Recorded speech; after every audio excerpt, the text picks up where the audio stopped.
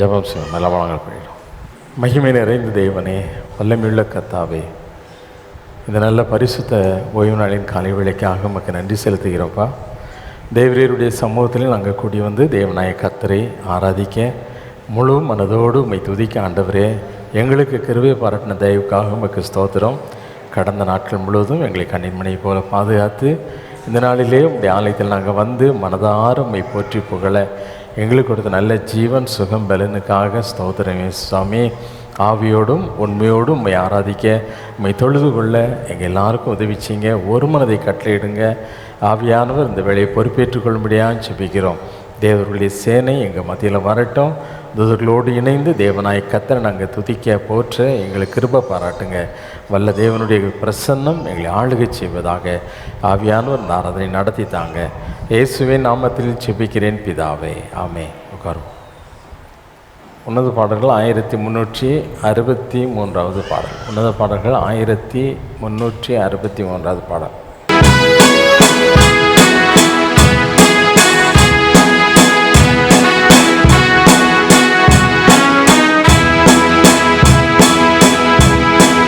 கர்த்தரை நம்பியே ஜீவிப்போம், கவலை கஷ்டங்கள் தீர்ந்திடும், கைவிடா காத்திடும் பரமனின் கரங்களை நாம் பற்றிக் கொள்வோம். கைவிடா காத்திடும் பரமனின் கரங்களை நாம் பற்றிக் கொள்வோம். ஜீவதேவன் பின் செல்லுவோம், ஜீவ ஒளிதனை கண்டடைவோம். ஜீவதேவன் பின் செல்லுவோம், ஜீவ ஒளிதனை கண்டடைவோம். மனதின் காரிருள் நீங்கிடவே சமாதானம் தங்கும். மனதின் காரிருள் நீங்கிடவே சமாதானம் தங்கும். கர்த்தரை நம்பியே ஜீவிப்போம், கவலை கஷ்டங்கள் தீர்ந்திடும், கைவிடா காத்திடும் பரமனின் கரங்களை நாம் பற்றிக் கொள்வோம். கைவிடா காத்திடும் பரமனின் கரங்களை நாம் பற்றிக் கொள்வோம். உண்மை வழி நடந்திடும், உத்தமனுக்கென்றும் அந்த துணை. உண்மை வழி நடந்திடும், உத்தமனுக்கென்றும் அந்த துணை. கண்கள் அவன் மீது வைத்திடுவார், கருத்தாய் காத்திடுவார். கண்கள் அவன் மீது வைத்திடுவார், கருத்தாய் காத்திடுவார். கர்த்தரை நம்பியே ஜீவிப்போம், கவலை கஷ்டங்கள் தீர்ந்திடும், கைவிடா காத்திடும் பரமனின் கரங்களை நாம் பற்றிக் கொள்வோம். கைவிடா காத்திடும் பரமனின் கரங்களை நாம் பற்றிக் கொள்வோம். உள்ளமாதேன் பாரங்களை ஊக்கமாய் கர்த்தரை நாம் சொல்லுவோம். உள்ளமாதேன் பாரங்களை ஊக்கமாய் கர்த்தரிடம் சொல்லுவோம். இக்கட்டு நேரத்தில் கூப்பிடுவோம், இயேசு வந்தாதரிப்பார். இக்கட்டு நேரத்தில் கூப்பிடுவோம், இயேசு வந்தாதரிப்பார். கர்த்தரை நம்பியே ஜீவிப்போம், கவலை கஷ்டங்கள் தீர்ந்திடும், கைவிடா காத்திடும் பரமனின் கரங்களை நாம் பற்றிக் கொள்வோம். கைவிடா காத்திடும் பரமனின் கரங்களை நாம் பற்றிக் கொள்வோம். அன்பு மிகும் அண்ணலிவர் அருமை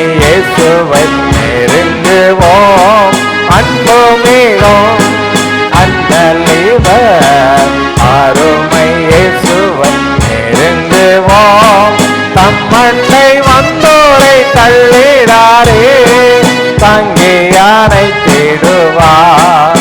தம்மண்டை வந்தோரை தள்ளிடாரே, தாங்கி அணைத்திடுவார். கர்த்தரை நம்பி ஜீவிப்போம், கவலை கஷ்டங்கள் தீர்ந்திடும், கைவிடா காத்திடும் பரமனின் கரங்களை நாம் பற்றிக் கொள்வோம். கைவிடா காத்திடும் பரமனின் கரங்களை நாம் பற்றிக் கொள்வோம். நீதிமானே சிரசின் மேல் நித்திய ஆசீர்வாதம் இறங்குமே. நீதிமானே சிரசின் மேல் நித்திய ஆசீர்வாதம் இறங்குமே. கிருபை நன்மைகள் கிடைக்குமே, கேட்பது கிடைக்குமே. கிருபை நன்மைகள் தொடருமே, கேட்பது கிடைக்குமே. கர்த்தரை நம்பிய ஜீவிப்போம், கவலை கஷ்டங்கள் தீர்ந்திடும், கைவிடா காத்திடும் பரமனின் கரங்களை நாம் பற்றிக் கொள்வோம்.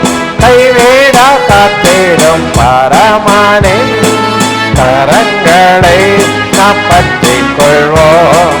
எம்மை கேட்க இன்பங்களை நம்மை விட்டே மொத்தம் அகற்றுவோம்.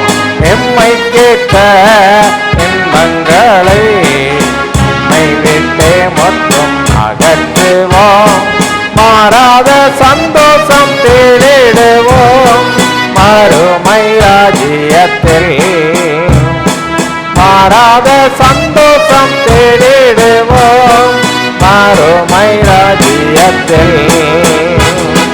கர்த்தரை நம்பிய ஜீவிப்போம், கவலை கஷ்டங்கள் தீர்ந்திடும், கைவிடா காத்திடும் பரமனின் கரங்களை நாம் பற்றிக் கொள்வோம். கைவிடா காத்திடும் பரமனின் கரங்களை நாம் பற்றிக் கொள்வோம். ஹல்லேலூயா, ஹல்லேலூயா. யாரும் எழுதுண்டு உன்னத பாடல் 1341 பாடல். 1341 அது சீக்கிரத்தில் நீங்கிவிடும் இந்த லேசான உபத்திரம். அது சீக்கிரத்தில் நீங்கிவிடும் இந்த லேசான என்ன உபத்திரவம்? தொல்லை இல்லை, அப்படி தானே? பெரிய தொல்லை, பெரிய தொல்லை. எப்போ பார்த்தாலும் நம்மளுக்கு மனவேதனையை கொடுக்கக்கூடிய பெரிய தொல்லை, அப்படி தானே? என்ன முழிக்கிறீங்க? தெரியாதோ? நான் தமிழில் தானே பேசுகிறேன். ஆமாம், பெரிய தொல்லை இது. நம்ம வாழ்க்கையிலையும் நிறைய நேரம் நம்மளை என்ன செய்யுது? நம்மளே தொல்லை பண்ணிக்கிட்டு இருக்கோம். நமக்கு நாமே உபத்திரவத்தை என்ன செய்கிறோம்? கொடுத்துக்கிட்டு இருக்கிறோம். நமக்கு நாமே உபத்திரவத்தை என்ன செய்கிறோம்? உபத்திரவங்கன்னா நமக்கு நாமே தொல்லையாக இருக்கோம். இல்லை, அப்படி தானே? ஆமாம், அதான் பவுல் நான் எதை செய்யணும்னு விரும்புகிறேனோ அந்த நன்மையை செய்யாதபடி என் மாம்சம் விரும்பாத தீமையை என்ன செய்கிறது. இன்றைக்கி நம்ம வாழ்க்கையில் நம்ம ரெண்டு வாழ்க்கை வாழ்கிறோம். ஒன்று மனுஷருக்கு தெரியக்கூடிய ஒரு பக்கம், மனுஷருக்கு. ஆமாம், இன்னொன்று மனுஷர்களுக்கு மறைக்கப்பட்ட ஒரு பக்கம், ஒரு இருளான பக்கம், மறைந்த ஒரு வாழ்க்கை, அதுக்கு தான் என்ன சொல்லி உள்ளான மனிதன். அதுக்கு தான் பேர் என்னது? அதை யாரும் பார்க்க முடியாது, அதை யாரும் என்ன செய்ய முடியாது? பார்க்க முடியாது. இந்த சரீரம் கரப்ட் ஆகிட்டுனா, அந்த சரீரம் கெட்டு போச்சுன்னு சொன்னால் இந்த உள்ளான மனிதன் என்ன செய்வான்? எப்போவுமே தீய செயல்களை செய்ய தான் நம்ம சரீரத்தை என்ன செய்வான்? தூண்டிக்கிட்டே இருப்பான். நம்ம செய்ய வேண்டியதை செய்யாதபடி செய்ய வேண்டாததை என்ன செய்வோம்? நம்ம செய்துக்கிட்டே இருப்போம். அதுக்கு தான் அந்த பாட்டு என்ன சொல்லுது? உள்ளான மனிதன் நாளுக்கு நாள் புதிதாக்கப்படுகின்ற. ஆமாம், தேவனுடைய சமூகத்துக்கு வரும் பொழுதெல்லாம் நம்ம இங்கே மட்டும் இல்லை, ஆலயத்துக்கு வர்ற நேரம் மட்டும் இல்லை, நம்ம வீட்டில் இருந்தாலும் அவருடைய சமூகத்தை நாடி தேடுகிறவர்களை ஒவ்வொரு நாளும் தேவன் என்ன செய்கிறார்? புதுப்பிக்கிறார். பழையவைகளெல்லாம் நீக்கி போட்டு, பழைய அசுத்தங்களெல்லாம் நீக்கி போட்டு ஒரு புதிய மனிதனாய், ஒரு புதிய மனுஷியாய் நம்ம எடுத்து நிறுத்துகிறார். அதுக்கப்புறம் என்ன இருக்காது? உபத்திரவமே இருக்காது. நீ தேவனை முகமுகமாக தரிசிக்க உனக்கு கிருபை கிடைச்சதுன்னா, அவருடைய சமூகத்தை நாட நீ வாஞ்சித்தன்னா, எல்லா துக்கங்களும் நிச்சயம் உன்னை நீயே வேதனைப்படுத்திக்கிட்டு இருக்க அந்த வேதனை உன்னோட்டே நிச்சயம் மாறிப்போகும். ஆகவே இந்த பாடலை பாடும் பொழுது, ஆண்டவரே, ஈடு இணையில்லாத தேவனுடைய மகிமை, அந்த மகிமையினால் என்ன நினச்சிங்க நிரப்புங்க. மற்ற காரியங்களை குறித்து நான் சிந்திச்சு நான் என்ன செய்யக்கூடாது? என் வாழ்க்கையை நானே கெடுத்துக்கிட்டு இருக்கேன். நான் என்ன செய்யக்கூடாது? கெடுத்துக்கொள்ள கூடாது. நமக்கு உள்ளது போதுமென்று இருந்தோமானால் நீ எவ்வளோ பெரிய வீடு கட்டினாலும், எவ்வளவு மகிமையாக இருந்தாலும் நீ என்ன செய்ய முடியாது? அதையெல்லாம் கூட கொண்டு போகவே முடியாது. ஆகவே இருப்பதில் நாம் திருப்தியாக இருந்து, ஆண்டவரே எனக்கு கொடுத்த அந்த காரியம் போதும் அப்படின்னு மற்றவர்களை பார்க்காம இருந்தோம்னா, நமக்கு தேவ மகிமையினால் நம்ம என்ன செய்வோம்? நிறைந்தவர்களாய் காணப்படும். ஆகவே இந்த இதெல்லாம் உணர்ந்து இந்த பாடலில் தேவனை துதித்து பாடுவோமா? அதி சீக்கிரத்தில் நீங்கிவிடும் லேசான உபத்திரவம், அதி சீக்கிரத்தில் நீங்கிவிடும் லேசான உபத்திரவம், சோர்ந்து போகாதே நீ, சோர்ந்து போகாதே, சோர்ந்து போகாதே நீ, சோர்ந்து போகாதே. அது சீக்கிரத்தில் நீங்கிவிடும் லேசான உபத்திரவம், அது சீக்கிரத்தில் நீங்கிவிடும் லேசான உபத்திரவம். உள்ளார்ந்த மனிதன் நாளுக்கு நாள் புதிதாக்கப்படுகின்ற நேரம் இது. ஆமென். உள்ளார்ந்த மனிதன் நாளுக்கு நாள் புதிதாக்கப்படுகின்ற நேரம் இது. சோர்ந்து போகாதே, சோர்ந்து போகாதே நீ, சோர்ந்து போகாதே, சோர்ந்து போகாதே. அது சீக்கிரத்தில் நீங்கிவிடும் லேசான உபத்திரவம், அது சீக்கிரத்தில் நீங்கிவிடும் லேசான உபத்திரவம். ஈடு இணையில்லா தேவ மகிமை, இதனால் நமக்கு வந்திடுமே. ஈடு இணையில்லா தேவ மகிமை, இதனால் நமக்கு வந்திடுமே. சோர்ந்து போகாதே நீ, சோர்ந்து போகாதே, சோர்ந்து போகாதே நீ, சோர்ந்து போகாதே. அது சீக்கிரத்தில் நீங்கிவிடும் லேசான உபத்திரவம், அது சீக்கிரத்தில் நீங்கிவிடும் லேசான உபத்திரவம். காண்கின்ற உலகம் தேடவில்லை, காணாத பரலோகம் நாடுகிறோம். காண்கின்ற உலகம் தேடவில்லை, காணாத பரலோகம் நாடுகிறோம். சோர்ந்து போகாதே நீ, சோர்ந்து போகாதே, சோர்ந்து போகாதே, சோர்ந்து போகாதே நீ, சோர்ந்து போகாதே. அது சீக்கிரத்தில் நீங்கிவிடும் லேசான உபத்திரவம், அது சீக்கிரத்தில் நீங்கிவிடும் லேசான உபத்திரவம். கிறிஸ்துவின் பொருட்டு நெருக்கப்பட்டார் பாக்கியம் நமக்கு பாக்கியமே. கிறிஸ்துவின் பொருட்டு நெருக்கப்பட்டார் பாக்கியம் நமக்கு பாக்கியமே.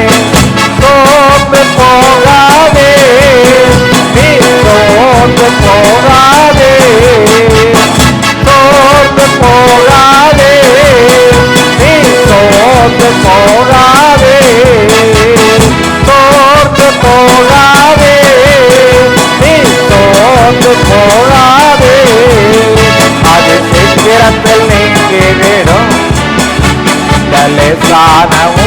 உபத்திரவம் அது சீக்கிரத்தில் நீங்கிவிடும். லேசான உபத்திரவம் மன்னவன் இயேசு வருகையிலே மகிழ்ந்து நாமும் களி கூறுவோம். மன்னவன் இயேசு வருகையிலே மகிழ்ந்து நாமும் களி கூறுவோம். சோர்ந்து போகாதே நீ சோர்ந்து ஆமே சோர்ந்து போகாதே சோர்ந்து போகாதே நீ சோர்ந்து போகாதே சோர்ந்து போகாதே நீ சோர்ந்து போகாதே அது சீக்கிரத்தில் நீங்கிவிடும். லேசான உபத்திரவம் அது சீக்கிரத்தில் நீங்கிவிடும். லேசான உபத்திரவம் மகிமையின் தேவ ஆவிதானே மன்னான நமக்குள் வாழுகிறார். மகிமையின் தேவ ஆவிதாமே மன்னான நமக்குள் வாழுகிறார். சோர்ந்து போக மாட்டேன் நான் சோர்ந்து போக இல்லை சொல்லுமா சோர்ந்து நம்பிக்கையோட கூட அப்பா பார்த்து சோர்ந்து போக மாட்டேன் சோர்ந்து போக மாட்டேன் நான் சோர்ந்து போக மாட்டேன் சோர்ந்து போக மாட்டேன் நான் சோர்ந்து போக மாட்டேன் அது சீக்கிரத்தில் நீங்கிவிடும். உபத்திரவம் சீக்கிரத்தில்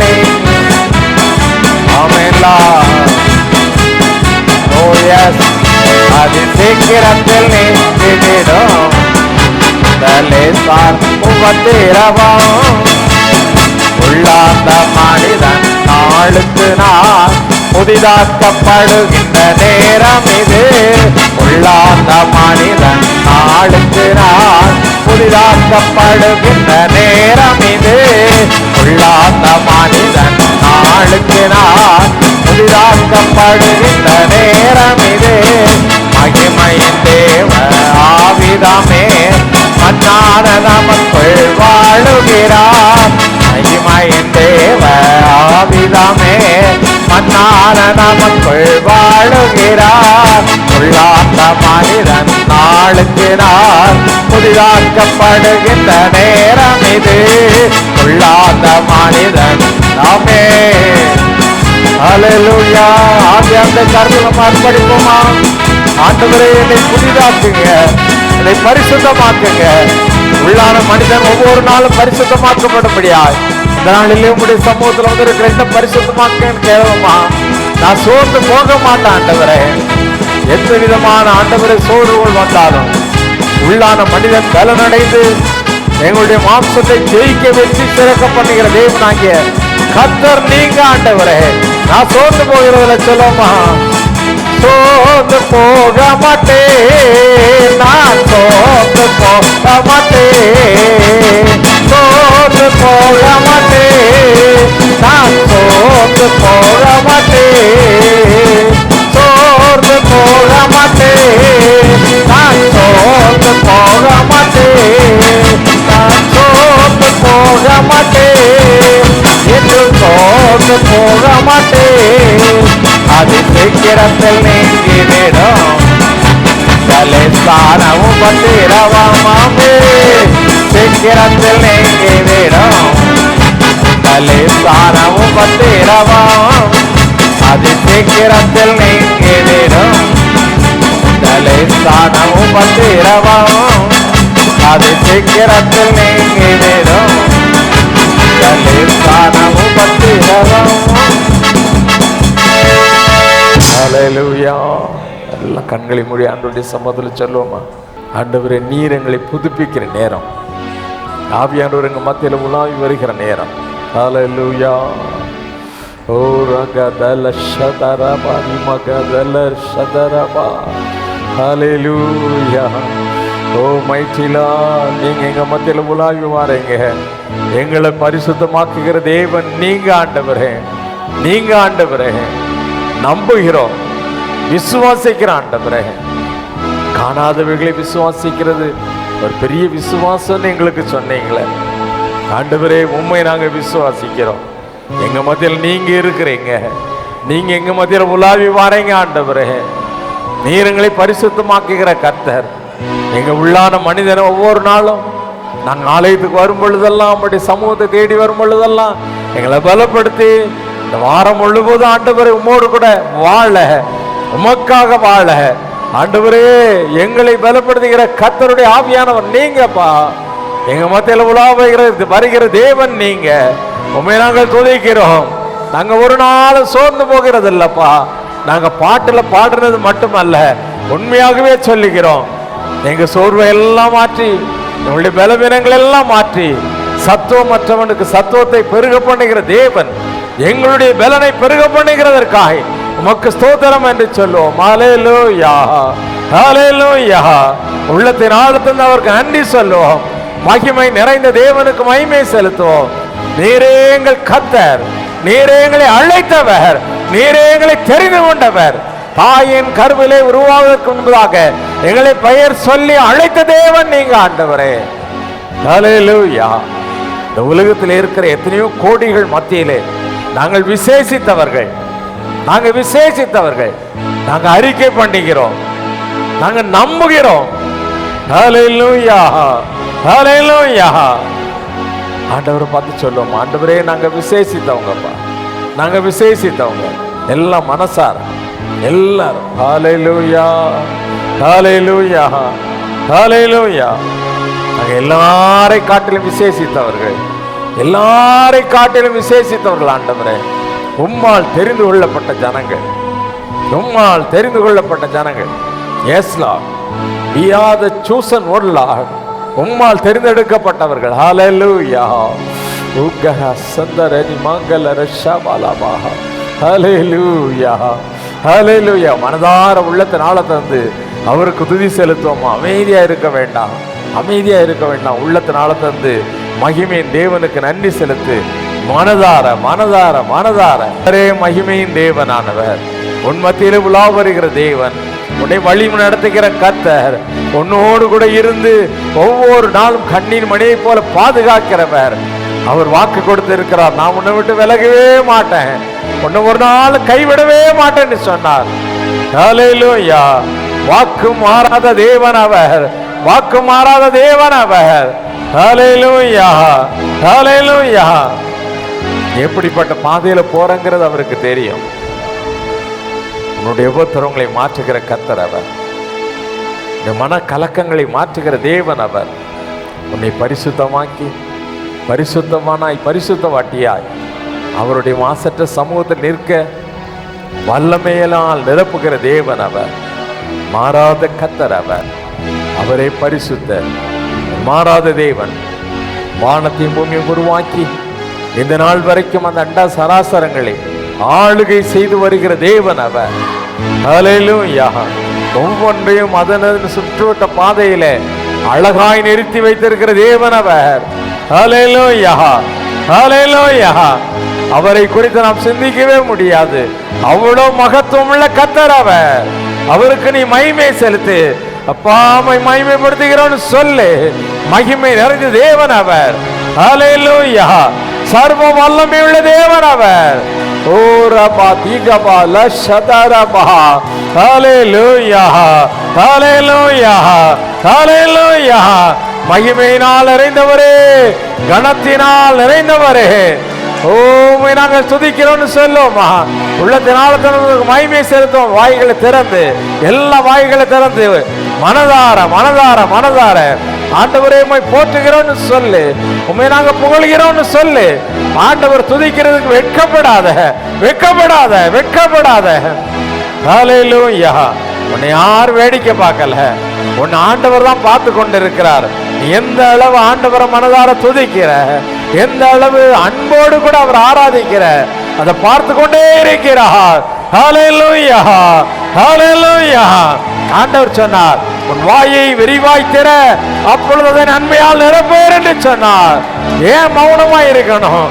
அப்பாவை பார்த்து சொல்ல, ஆண்டவரே உம்மை நான் துதிக்கிறப்பா, நீரே என்னை அழைத்த தேவன், நீரே என்னை தெரிந்து கொண்டவர். ஹல்லேலூயா. வானத்தை பூமி உண்டாக்கிற தேவன் உம்முடைய பிள்ளைகளாய் அப்பா பிதாவே என்று கூப்பிடத்தக்கதான புத்திர சுவிகாரத்தின் ஆவியை எங்களுக்கு கொடுத்ததற்காய் உமக்கு ஸ்தோத்திரம்னு சொல்லு. ஹல்லேலூயா, ஹல்லேலூயா. உம்முடைய பரிசுத்த ஆவியினாலே என்னை நிரப்பி ஒவ்வொரு நாளும் என்னை தேற்றுவதற்காய் உமக்கு ஸ்தோத்திரம் என்று சொல்லு.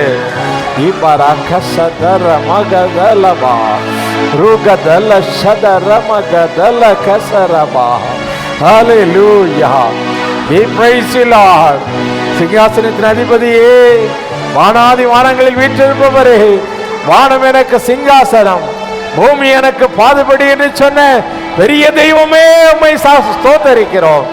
பொல்லாத பிசாசனுடைய தலையை கல்வாரி சிலையிலே நசைக்கின எங்கள் மகிமனே, உம்மை நாங்கள் போற்றி புகழ்கிறோம், உம்மை நாங்கள் துதிக்கிறோம் ஆண்டவரே, உமக்கு நாங்கள் மகிமை செலுத்துகிறோம். மகிமை நிறைந்த கர்த்தாவே, வல்லமையுள்ளவரே, நீதியின் அதிபதியே, மீண்டும் வரப்போகிற எங்கள் மகாராஜாவே, உம்மை நாங்கள் ஸ்தோத்தரிக்கிறோம். நித்திய நியாயாதிபதியே, எங்களுக்காக பரிந்து பேசுகிற பிரதான ஆசாரியனே, உம்மை நாங்கள் ஸ்தோத்தரிக்கிறோம். அடிக்கப்பட்ட வண்ணமாயிருக்கிற ஆட்டுக்குட்டியானவரே, உம்மை நாங்கள் மகிமைப்படுத்துகிறோம். அன்பு பிதாவே, உமக்கு ஸ்தோத்திரம். உம்மை நாங்கள் கனப்படுத்துகிறோம். நீரே மகிமைக்கு பாத்திரமான தேவன், நீர் ஒருவரே கனத்திற்குரியவர் ஆண்டவரே. உம்மையை நாங்கள் கனப்படுத்துகிறோம். ஒரு மனிதனுக்கு அல்ல, ஒரு விக்கிரகத்துக்கு அல்ல ஆண்டவரே. வானத்தை பூமி உண்டாக்கின சர்வ வல்லமையுள்ள அல்பாவும் உமேகாவுமான ஆதி மந்தமும் இல்லாத தேவனாகிய கர்த்தாவே, உமக்கே நாங்கள் மகிமை செலுத்துகிறோம், உம்மையே நாங்கள் கனப்படுத்துகிறோம் ஆண்டவரே. Yes, we honor you, Lord. Hallelujah. We give all the glory to you, Lord. உம்மையே நாங்கள் மகிமைப்படுத்துகிறோம், உம்மை நாங்கள் துதிக்கிறோம், உம்மை நாங்கள் போற்றுகிறோம் ஆண்டவரே. Hallelujah. Hallelujah. We praise you, King of Kings. ராஜாதி ராஜாவே, ஆளுகையை ஏற்படுத்துகிறவரே, சிங்காசனங்களை கவிழ்த்து போடுகிறவரே, உம்மை நாங்கள் ஸ்தோத்திரிக்கிறோம், உம்மை நாங்கள் ஆராதிக்கிறோம், உமக்கு நாங்கள் மகிமை செலுத்துகிறோம். நீதியுள்ள நித்திய நியாயாதிபதியே, ஒருவரும் கெட்டி சேர முடியாத ஒளியில் வாசம் பண்ணுகிறவரே, வானத்திலும் பூமியிலும் சகல அதிகாரம் உடையவரே, சத்துருவின் சகல வல்லமையும் மேற்கொள்ளும்படியான அதிகாரத்தை எங்களுடைய கரங்களிலே கொடுத்தவரே, உம்மை நாங்கள் ஆராதிக்கிறோம், உம்மை நாங்கள் ஸ்தோத்தரிக்கிறோம், உம்மை நாங்கள் புகழ்கிறோம், உமக்கு நாங்கள் மகிமை செலுத்துகிறோம். நீர் ஒருவரே மகிமைக்கு பாத்திரமானவர், எல்லா கனமும் உங்களுக்குரியதப்பா. நீர் ஒருவரே துதிக்கப்படத்தக்கவர். சகல துதி கனம் மகிமை எல்லாவற்றையும் எங்கள் இயேசுவின் மூலமாக உமக்கு செலுத்துகிறோம், எங்கள் பரலோக பிதாவே. ஆமென். நின்றோன்னுமாக சங்கீதம் 73 1 முதல் 14 முடிய மாறி மாறி வாசிப்போம். சுத்த இருதயமுள்ளவர்களாகிய இஸ்ரவேலருக்கு தேவன் நல்லவராகவே இருக்கிறார். ஆனாலும் என் கால்கள் தள்ளாடுதலுக்கும் என் அடிகள் சறுக்குதலுக்கும் சற்றே தப்பிற்று. துன்மார்க்கரின் வாழ்வை நான் காண்கையில் வீம்புக்காரராகி அவர்கள் மேல் பொறாமை கொண்டேன். மரண பரியந்தம் அவர்களுக்கு இடுக்கண்கள் இல்லை, அவர்களுடைய பலன் உறுதியாய் இருக்கிறது. நரர் படும் வருத்தத்தில் அகப்படார்கள், மனுஷர் அடையும் வாதியை அடையார்கள். ஆகையால் பெருமை சரப்பணியைப் போல் அவர்களை சுற்றி கொள்ளும், கொடுமை ஆடையைப் போல் அவர்களை மூடிக்கொள்ளும். அவர்கள் கண்கள் கொழுப்பினால் எடுப்பாய் பார்க்கிறது, அவர்கள் இருதயம் விரும்புவதிலும் அதிகமாய் நடந்தேறுகிறது. அவர்கள் சீர்கெட்டு போய் அகந்தையாய் கொடுமை பேசுகிறார்கள், இருமாப்பாய் பேசுகிறார்கள். தங்கள் வாய் வானம் மட்டும் எட்ட பேசுகிறார்கள், அவர்கள் நாவு பூமி எங்கும் உலாவுகிறது. ஆகையால் அவருடைய ஜனங்கள் இந்த வழியாகவே திரும்புகிறார்கள், தண்ணீர்கள் அவர்களுக்கு பரிபூரணமாய் சுரந்து வரும். தேவனுக்கு அது எப்படி தெரியும்? உன்னதமானவருக்கு அதை பற்றி அறிவு உண்டோ என்று சொல்லுகிறார்கள். இதோ இவர்கள் துன்மார்க்கர், இவர்கள் என்றும் சுகஜீவிகளாய் இருந்து ஆஸ்தியை பெருக பண்ணுகிறார்கள். நான் விருதாகவே என் இருதயத்தை சுத்தம் பண்ணி குற்றம் இல்லாமையிலே என் கைகளை கழுவினேன். நாள்தோறும் நான் வாதிக்கப்பட்டும் காலைதோறும் தண்டிக்கப்பட்டும் இருக்கிறேன். பிதாவுக்கும் குமாரனுக்கும் பரிசுத்தாய்க்கும் வேண்டதாக ஆமென். அவர் முழங்கால் படிட்டு கர்த்தருடைய ஜெபத்தை சொல்லுவோம். பரமண்டலங்களில் இருக்கிற எங்கள் பிதாவே, இப்படி நாமம் பரிசுத்தப்படுவதாக, ராஜ்யம் வருவதாக, இப்படி சித்தம் பரமண்டலத்திலே செய்யப்படுவது போல பூமியிலேயும் செய்யப்படுவதாக. அன்றன்று உள்ள எங்கள் அப்பத்தை எங்களுக்கு இன்று தாரும். எங்களுக்கு விரோதமாய் குற்றம் செய்கிறவர்களுக்கு நாங்கள் மன்னிக்கிறது போல எங்கள் குற்றங்களை எங்களுக்கு மன்னியும். எங்களை சோதனைக்குள் பிரவேசிக்க பண்ணாமல் தீமையினின்று எங்களை ரட்சித்து கொள்ளும். ராஜ்யமும் வல்லமையும் மகிமையும் என்னென்றைக்கும் உடையவைகளே, ஆமென். அப்போஸ்தலருடைய விசுவாசத்தை அறிக்கை செய்வோம். வானத்தி பூமியை படைத்த சர்வ வல்லமுள்ள பிதாவாகிய தேவனை விசுவாசிக்கிறேன். உடைய ஒரே பேரான குமாரனாகிய நம்முடைய நாதர் இயேசு கிறிஸ்துவையும் விசுவாசிக்கிறேன். பரிசுத்த ஆவியினாலே கன்னி மரியாளிடத்தில் உற்பவித்து பிறந்தார்.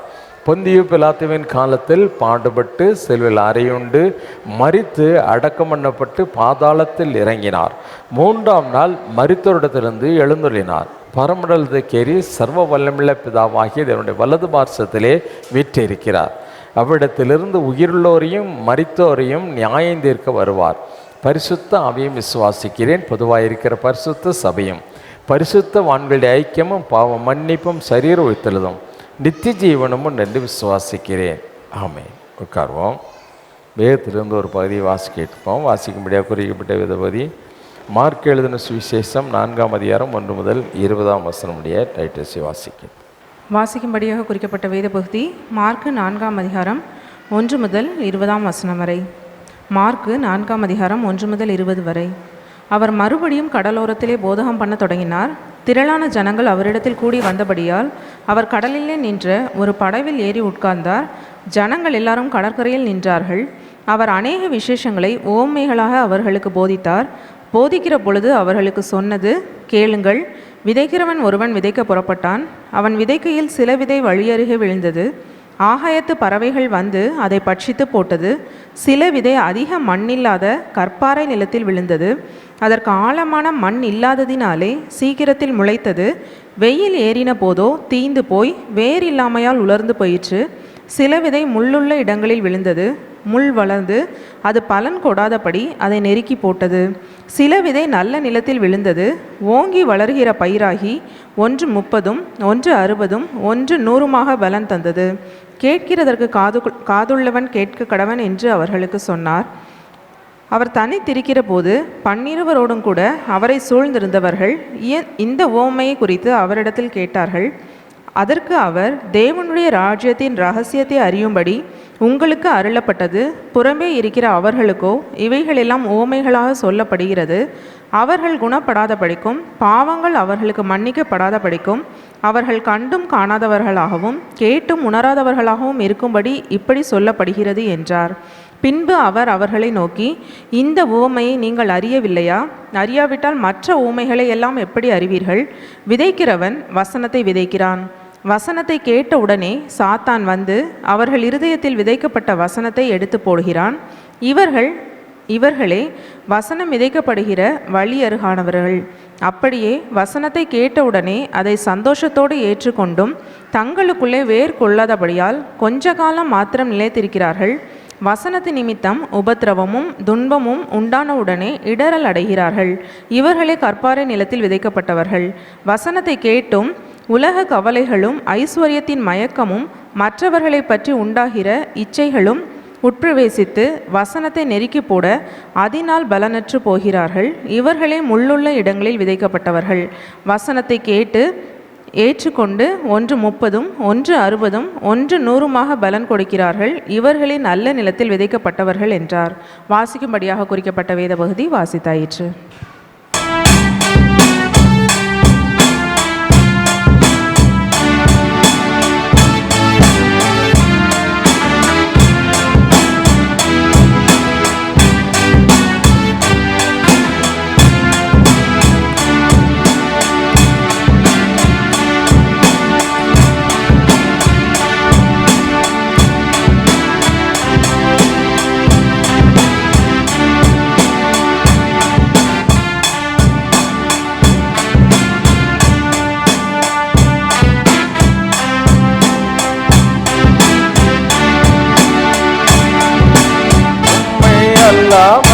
எனக்கு யாருண்டு? உம்மை அல்லாமல் எனக்கு யாருண்டு? அல்லாமல் எனக்கு யாருண்டு? உம்மை அல்லாமல் எனக்கு யாருண்டு? ஏசையா அல்லேலூயா, ஏசையா அல்லேலூயா, ஏசையா அல்லேலூயா, ஏசையா அல்லேலூயா. இன்பத்திலும் நீரே, துன்பத்திலும் நீரே, இன்பத்திலும் நீரே, துன்பத்திலும் நீரே, எவ்வேளையும் ஐயா நீதானே, எவ்வேளையும் ஐயா நீதானே. உம்மை அல்லாமல் எனக்கு யாருண்டு? உம்மை அல்லாமல் எனக்கு யாருண்டு? உம்மை அல்லாமல் எனக்கு யாருண்டு? உம்மை அல்லாமல் எனக்கு யாருண்டு? ஏசையா அல்லேலூயா, ஏசையா அல்லேலூயா, ஏசையா அல்லேலூயா, ஏசையா அல்லேலூயா. என் செய்யமோ நீரே,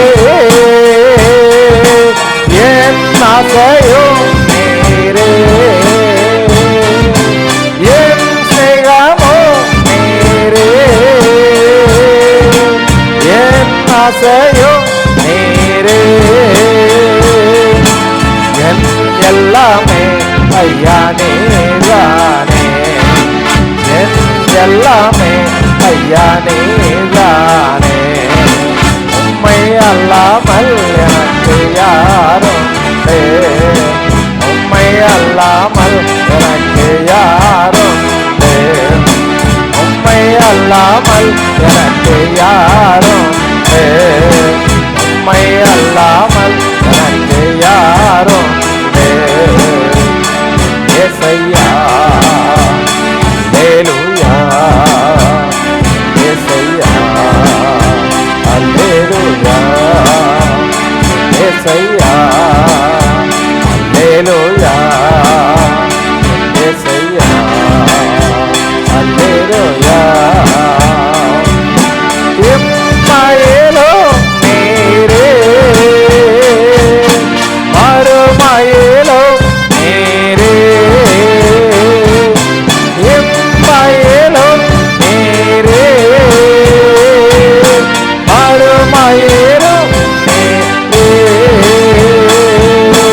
என்னாலுமே ஐயா நீதானே, என்னாலுமே ஐயா நீதானே. உம்மை அல்லாமல் எனக்கு யாருண்டு? உம்மை அல்லாமல் எனக்கு யாருண்டு? உம்மை அல்லாமல் எனக்கு யாருண்டு? உம்மை அல்லாமல் எனக்கு யாருண்டு? ஏசையா அல்லேலூயா, ஏசையா அல்லேலூயா, ஏசையா அல்லேலூயா, ஏசையா அல்லேலூயா, அல்லேலூயா, அல்லேலூயா. ஒரு தலைவனையை ஜெபம் செய்யும். அன்புள்ள கர்த்தாவே, எங்களை உருவாக்கினவரே, எங்களை வழிநடத்துகிறவரே, உம்மை நாங்கள் ஸ்தோத்தரிக்கிறோம். இந்த நாளில் ஆண்டவரே, உம்முடைய ஆலயத்தை நாங்கள் கூடி வந்து தேவனாய கர்த்தரை முழு மனதோடு ஆராதிக்க, போற்றி புகழ, உமக்கு நன்றி செலுத்த எங்களுக்கு கொடுத்த நல்ல கிருபைக்காக உமக்கு ஸ்தோத்திரம். ஆவியானவர் எங்களோடு தங்கியிருப்பதற்காக உமக்கு ஸ்தோத்திரம். கடந்த நாட்கள் முழுவதும் கண்ணின் மணியைப் போல் எங்களை பாதுகாத்து ஆண்டவரே எங்களை வழிநடத்தி வந்தீர். உமக்கு நன்றி சொல்லுகிறோம். தேவரீர் இந்த நாளில் எங்களோடு பேசும், நாங்கள் கேட்கிறோம். இயேசுவின் நாமத்தில் செபிக்கிறேன் பிதாவே, ஆமேன். ஆமேன். ஜெபத்தோடு செய்தி கேட்போம். நல்ல நம்மதில் எபி செய்தி கொடுப்பாங்க. ஒரு நிமிஷம் கண்களை மூடி ஆண்டவருடைய சமூகத்தை நோக்கி பார்ப்போம். எல்லாருக்கும் அன்பு பரிசுத்த பிதாவே, இயேசுவின் நாமத்தினாலே உங்களுடைய சமத்துக்கு வருகிறோம் சுவாமி. நீங்கள் அழைத்தது ஒவ்வொருவருக்காகவும் நான் துதிக்கிறோம், ஸ்தோத்திரிக்கிறோம். நீங்கள் அழைத்து வந்த நோக்கத்தை இன்னைக்கு எங்கள் வாழ்க்கையில் நிறைவேற்ற வேண்டுமாக நான் ஜெபிக்கிறேன். எங்களுடைய இருதயத்திலே உங்களுடைய பிரசன்னமானது நிரம்பி இருக்கட்டும். எப்படி எம்மாவூர் சீஷரோடு நீங்கள் பேசி போகும்போது அவர்களுடைய இருதயம் கொழுந்து விட்டு எரிந்ததுன்னு நாங்கள் வாசிக்கிறோம் சுவாமி. அதே பரிசுத்த ஆவியானவர் இன்றும் குறைவில்லாமல் எங்கள் மத்தியில் எசையோட வேண்டுமா நான் ஜெபிக்கிறேன். இயேசு கிறிஸ்துவின் ஈடு நேற்று நாமத்தினால் எங்கள் ஜெபங்களை எடுக்கிறோம் பரிசுத்த பிதாவே, ஆமென். அல்லேலூயா. ஸோ சமீபமாக 2-3 வாரமாக அந்த இருதயத்தை பற்றியும் நிலத்தை பற்றியுமே பேசிகிட்டு இருக்கோம் இல்லையா? போன வாரமும் பிரதரும் அதே தான் பேசினாங்க. ஸோ அது எல்லாமே நம்மளுக்கு போன வாரம் உங்களுக்கு ஒருவேளை ஞாபகம் இருக்குன்னா, போன மாதம் நான் பேசும்போது இந்த நிலத்தை பற்றி பேசினேன். நிலம்னா என்னங்கிறதுக்கு ஆண்டவர் தெளிவாக சொல்லிட்டாரு. ஒரு மனுஷனுடைய இருதயம். விதைங்கிறதுக்கு என்ன சொல்லிட்டாரு? ஆண்டவருடைய வசனம், ஆண்டவருடைய வார்த்தை இல்லையா? இது நம்மளுக்கு தெளிவாக இருக்கும், அதில் மாற்றுக்கிறதே இல்லை. இப்போ ஏன் இது ஒவ்வொரு நிலமும் ஒவ்வொரு மாதிரி இருந்தது, ஒவ்வொரு நிலத்துடைய அர்த்தம் என்ன அப்படிங்கிறத கொஞ்சம் கிளியராக இன்றைக்கி நம்ம பார்க்க போகிறோம். மார்க்கு எடுத்துக்கோங்க எல்லாருமே, 4வது அதிகாரம் 4வது வசனம். அவன் விதைக்கையில் சில விதை வழியருகே விழுந்தது, ஆகாயத்து பறவைகள் வந்து அதை பட்சித்து போட்டது. சரி, சில விதை வந்து பார்த்தீங்கன்னா இதில் 4 விதை, 4 நிலத்துல விழுந்த விதையுமே ஒரே விதை தான்.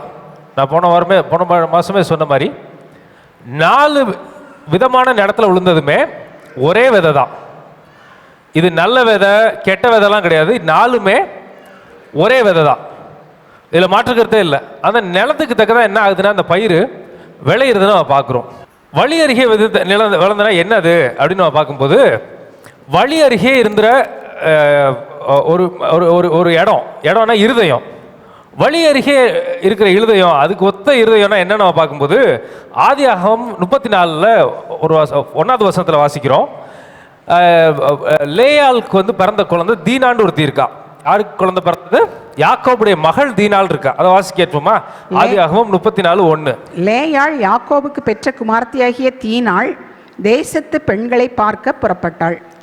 சரி, இவ என்ன பண்றா? தீனாள்னு ஒரு மகள் இருக்கா யாக்கோபுக்கு. இவ தேசத்து பெண்களை பார்க்க பெறப்பட்டான். எந்த வழியா போனான்னா வழி அருகே போனான். வழியில தான் போயிருப்பணும், காட்டுக்குள்ள இல்ல. தேசத்து பெண்கள் ஊர்ல தான் இருந்திருக்காங்க. வழி அருகே புறப்பட்டு போனான். இவருடைய இருதயம் தான் பார்த்தீங்கன்னா வழி அருகே இருந்த இருதயத்துக்கு ஒப்பான இருதயம். அப்படின்னா என்னன்னா, இப்போ நீங்கள் கேட்கக்கூடாது பெண்கள் அப்போ வெளியில் போகிறது தப்பா, அப்படி இல்லை. அவள் என்னன்னா சம்பந்தம் கலக்கிறது, அதாவது நல்ல ஃப்ரெண்ட்ஷிப் கலக்கிறதுக்கு அந்த நாட்டு பெண்களோட பழக்கம் விடுறதுக்கு பழகிறதுக்கு போனான். அந்த நாட்டு ஆண்கள் எப்படிப்பட்டவங்க அப்படின்னு பார்த்தா அதுக்கு அடுத்தது என்ன நடந்துச்சுன்னு உங்களுக்கு தெரியும். தப்பாக ஒரு தீட்டுப்பட்ட ஒரு நிலைமைக்கு வருது. அந்த ஆண்கள் இருக்கிற இடத்துல இருக்க பெண்களை தான் இவ பார்க்க போனான். அது சொல்றது புரியுதா? அந்த நாட்டு ஆண்கள் எப்படிப்பட்டவங்கன்னா, ஒரு சம்பவம் நடக்குது அதுக்கு அடுத்தது, அது உங்களுக்கு தெரியும். இவ தீட்டுப்பட்டு போயிட்டா. தவறான உறவுக்குள்ள ஒருத்தன் என்ன சொல்றது வன்மையா இழுத்துட்டான் இவளை. அந்த மாதிரி ஆண்கள் இருக்க இடத்துல தான் இந்த பெண்களும் இருந்தாங்க.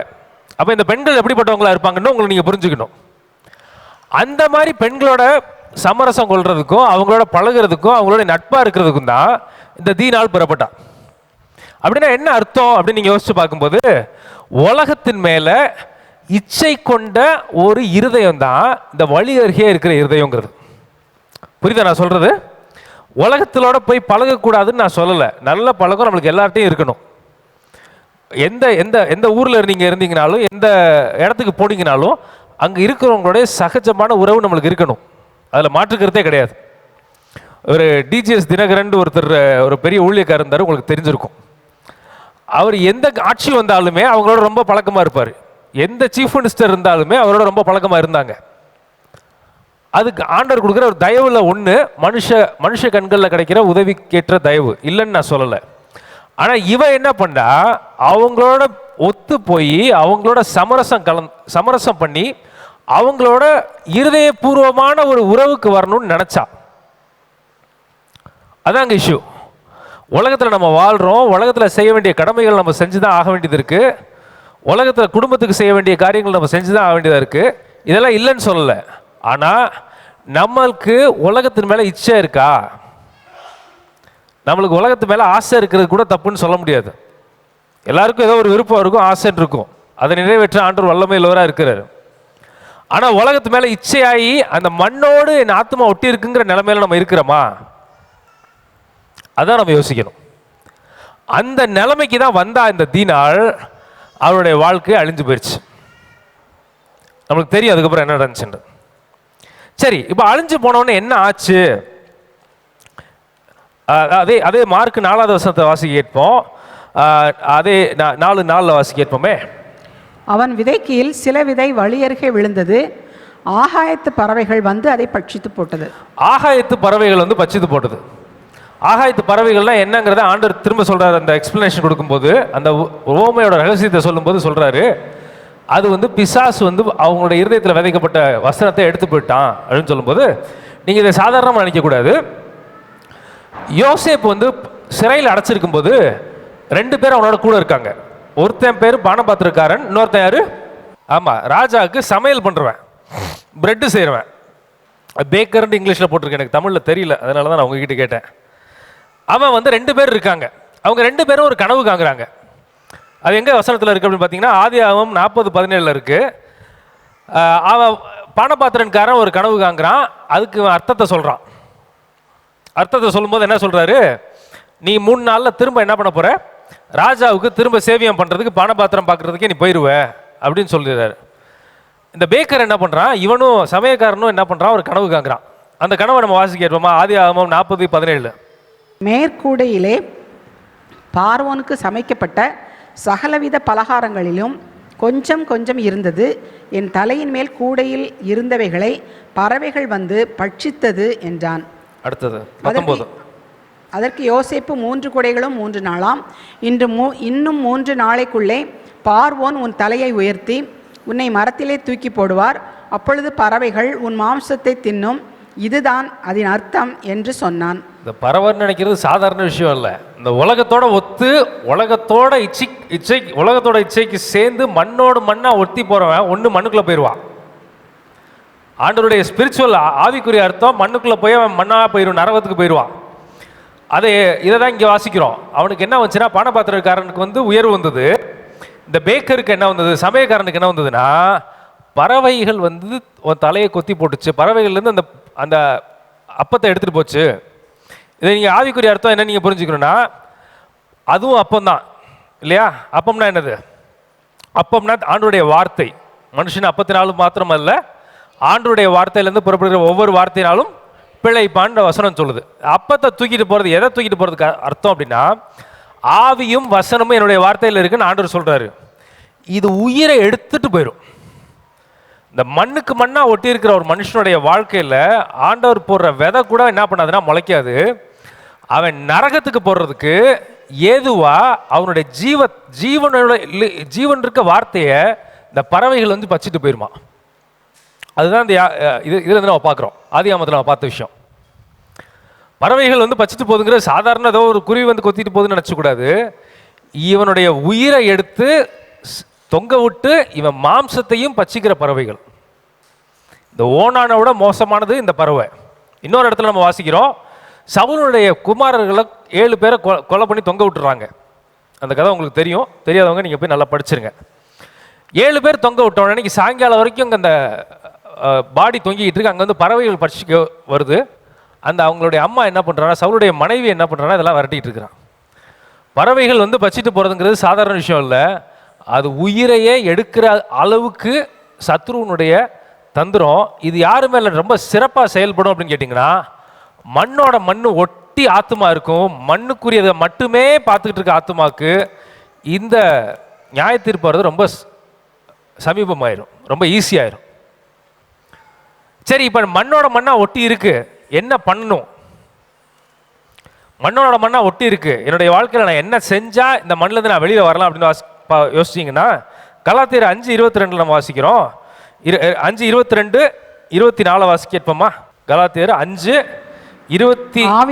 ஆவியின் கனியோ அன்பு, சந்தோஷம், சமாதானம், நீடிய பொறுமை, தயவு, நற்குணம், விசுவாசம், சாந்தம், இச்சையடக்கம்.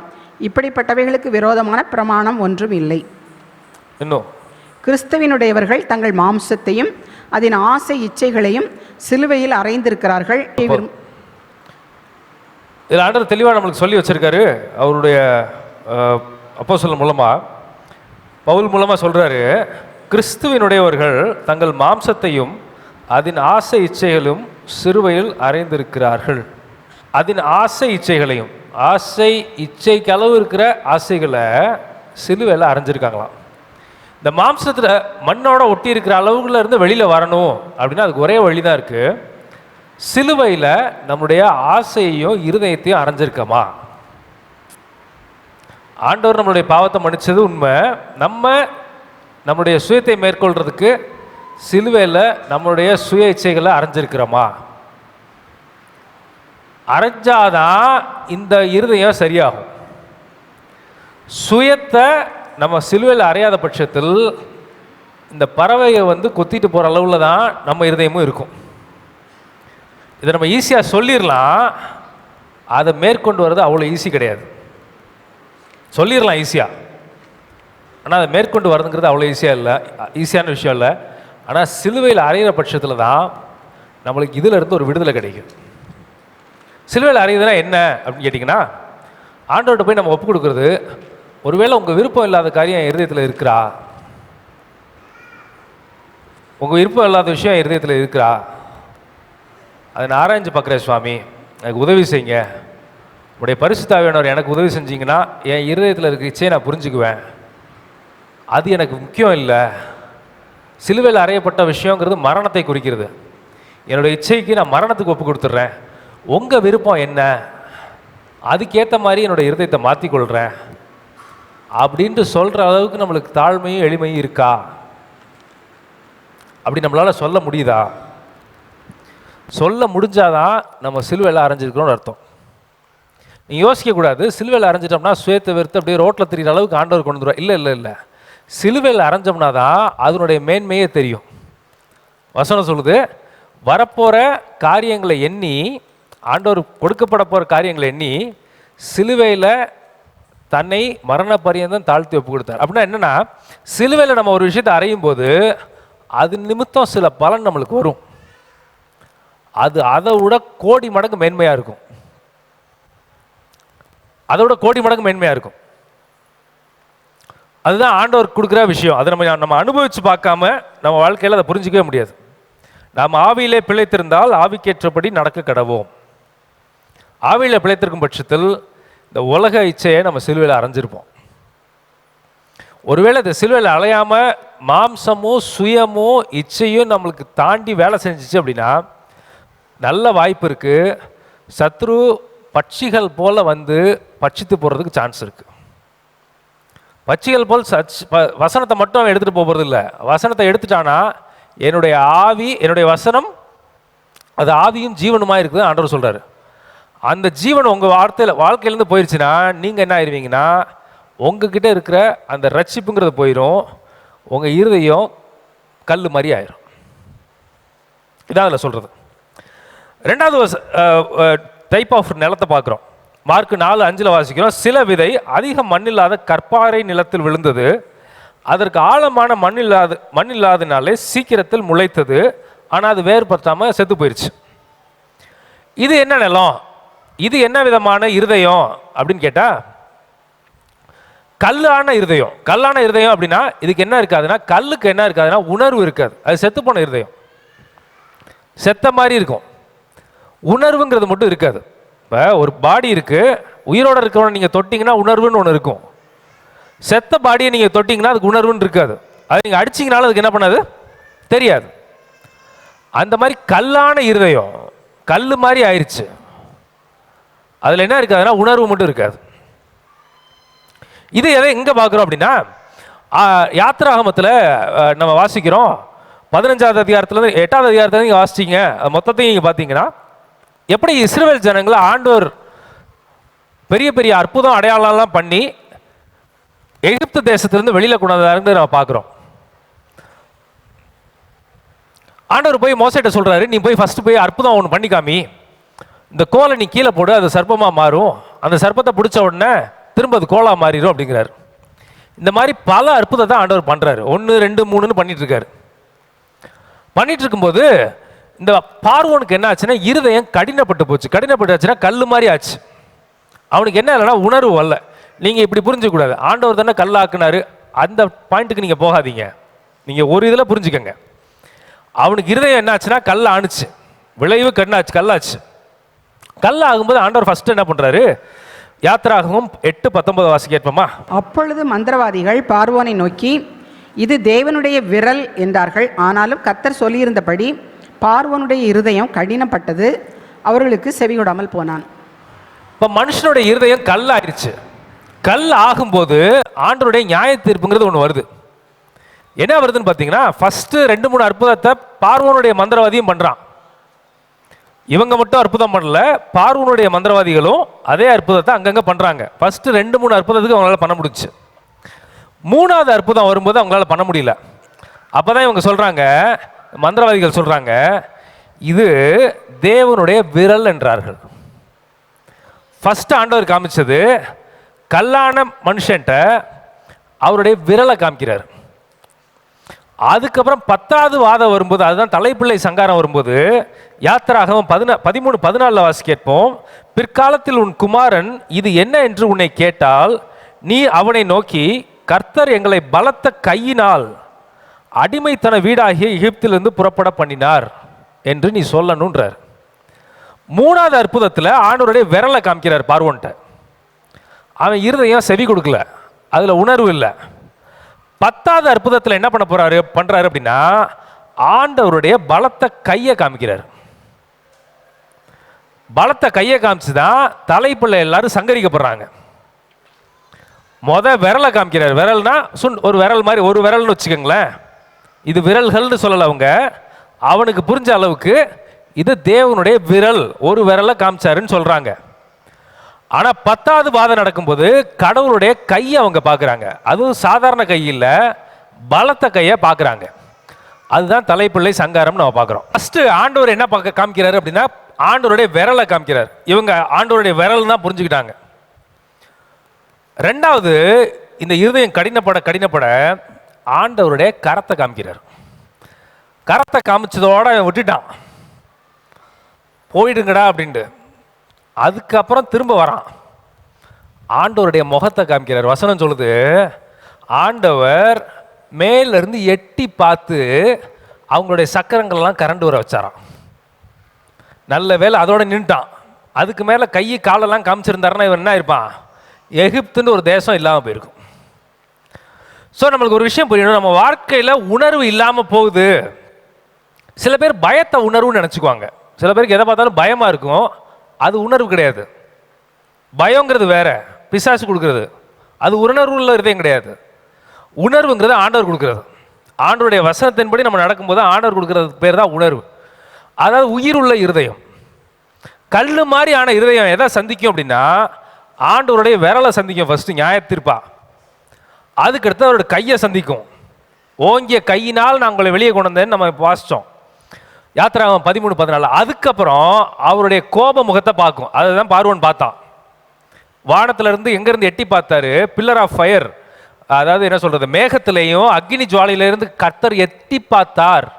ஆண்டவருடைய தூதனானவர் எட்டி பார்த்தாருன்னு போட்டிருக்கோம். எட்டி பார்த்து சக்கரெல்லாம் கரண்டு வர வச்சாரு. மொத்தமாக அழிஞ்சு போனாங்க. அதுக்கு மேலே காலெல்லாம் இருக்கு. காலெல்லாம் பார்த்துருந்தா அந்த பூமி என்ன பண்ணாது, பூமி தாங்காது. எகிப்துங்கிற ஒரு தேசத்தில் ஒரு மனுஷன் இருக்க முடியாது.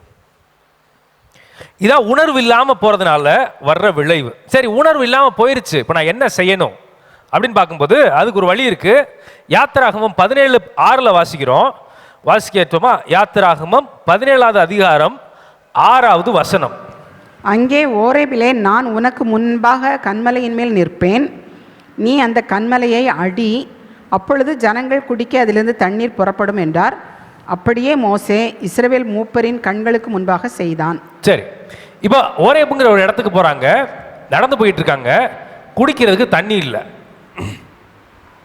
குடிக்கிறதுக்கு தண்ணி இல்லைங்கும் போது மோசேட்ட வந்து ஜனங்கள் முறுமுறுக்கிறாங்க.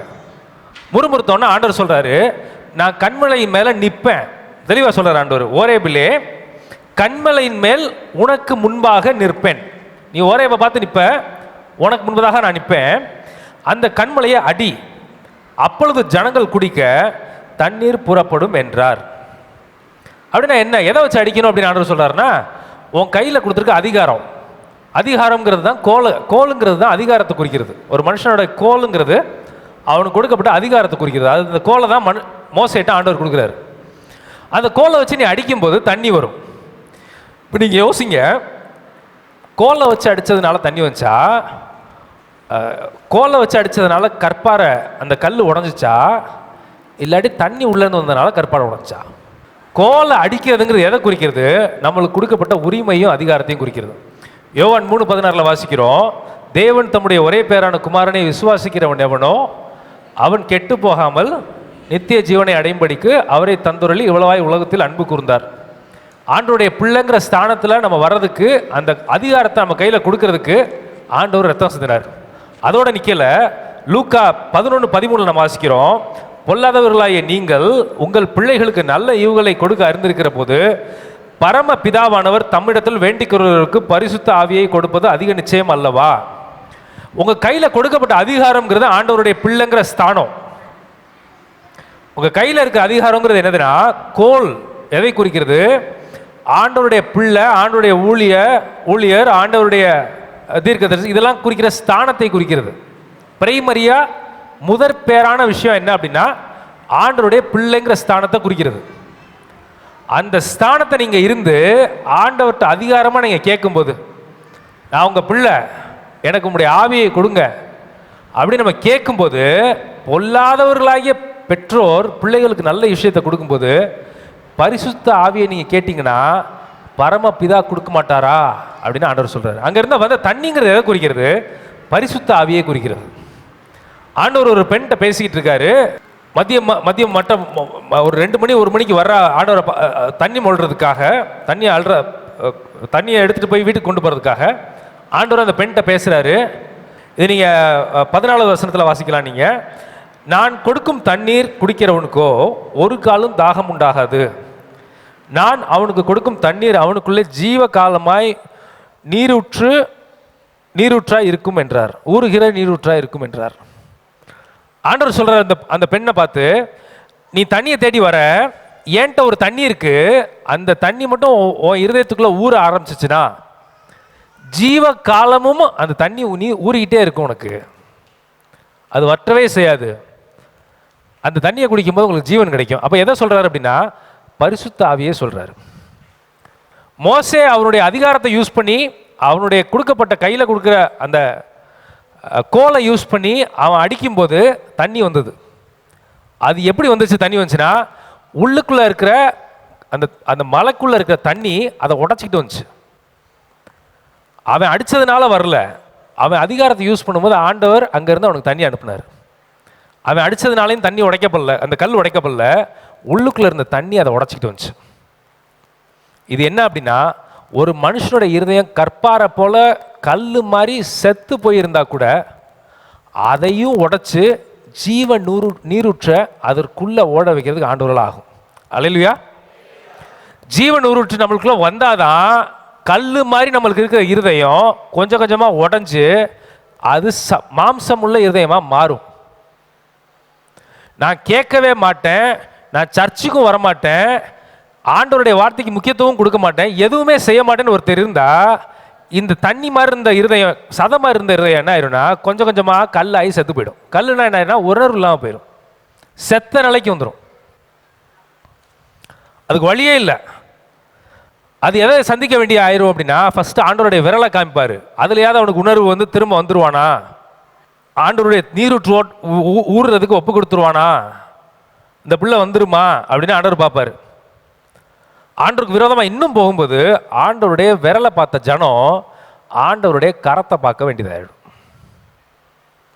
அங்கேயும் அவர் எதுக்கு கரத்தை காமிக்கிறாரு? ஆண்டவருடைய பிள்ளைகளை பொறுத்த அளவுக்குன்னு பார்த்தீங்கன்னா, இப்பயாவது உணர்வு வந்துடாதா, இப்பயாவது உணர்வு வந்துடாதா, இது திருந்திராதா, என்கிட்ட வந்து மண்டிட்டுறாதா அப்படிங்கிற ஒரு எண்ணத்தில் தான் அவர் விரலையும் காமிக்கிறாரு, கையையும் காமிக்கிறாரு.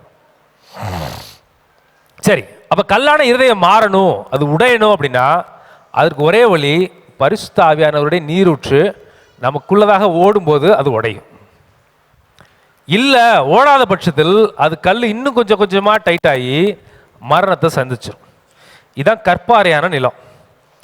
மூணாவது பார்க்குறோம். மூணாவது ஒரு நிலம் இருக்குது. அது விதமான நிலம் என்ன அப்படின்னா முள்ளுள்ள நிலம். இது என்ன முள்ளுள்ள நிலம் அப்படின்னு பார்த்தீங்கன்னா, வாசிக்க ஏற்போமா? 2 கொரிந்தியர் 12:7. அன்றியும் எனக்கு வெளிப்படுத்தப்பட்டவைகளுக்குரிய மேன்மை நிமித்தம் நான் என்னை உயர்த்தாதபடிக்கு என் மாம்சத்திலே ஒரு முள் கொடுக்கப்பட்டிருக்கிறது. என்னை நான் உயர்த்தாதபடிக்கு அது என்னை குட்டும் சாத்தானுடைய தூதனாய் இருக்கிறது. இதில் பவுல் சொல்றாரு, ஒரு முள் கொடுக்கப்பட்டிருக்கு, அது என்ன பண்ணுதுன்னா குத்துது. இந்த முள் என்ன செய்யும் அப்படின்னா சும்மா இருக்காது, குத்தும். சும்மா இருக்காது. இது ஒரு முள், ஒவ்வொருத்தருக்கும் ஒரு விதமான முள். அன்னாள்னு ஒரு மனுஷி இருந்தா, எல்கானோடைய மனைவி. அவருடைய இன்னொரு அவங்க ஹஸ்பண்டோட எல்கானோட இன்னொரு மனைவி என்ன செய்யறா, இவளுக்கு பிள்ளை இல்லை, அண்ணாளுக்கு பிள்ளை இல்லை, அவளுக்கு பிள்ளை இருக்கு, இது நிமித்தம் அவளை தரக்குறைவா பேசுறா. இது இவளுடைய இருதயத்தை போய் குத்துது. இது போய் முள்ளு குத்துது. ஒரு நாள் ஆண்டவருடைய சமூகத்துக்கு வரா, புலம்பி அழுகிறா. அழுகும்போது அவளை பார்த்தா எப்படி தெரியுதுன்னா குடிச்சு வெறிச்சவளை மாதிரி தெரியுது.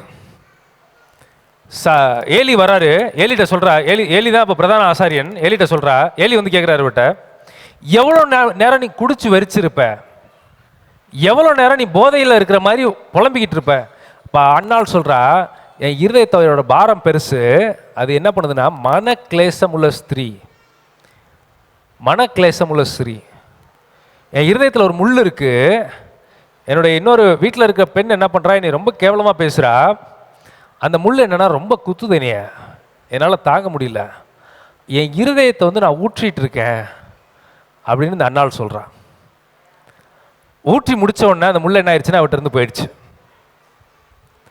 பழைய ஏற்பாட்டு தீர்க்கதரிசிகளில் மிகப்பெரிய தீர்க்கதரிசியில் ஒரு ஆள் சாமுவேல். வசனம் சொல்லுது, சாமுவேலுடைய வார்த்தை ஒன்றாகிலும் கீழே ஆண்டவர் விடலை. அவன் பேசின அவர் சொன்ன ஒவ்வொரு வார்த்தையும் நிறைவேறுச்சு. அப்பேற்பட்ட தீர்க்கதரிசி, பழைய ஏற்பாட்டில் மிகப்பெரிய ராஜாவை அபிஷேகம் பண்ண தீர்க்கதரிசியில் ஒரு ஆளாக இவர் இருந்தார். அப்பேற்பட்ட தீர்க்கதரிசியை உலகத்துக்கு பெற்றெடுத்தா.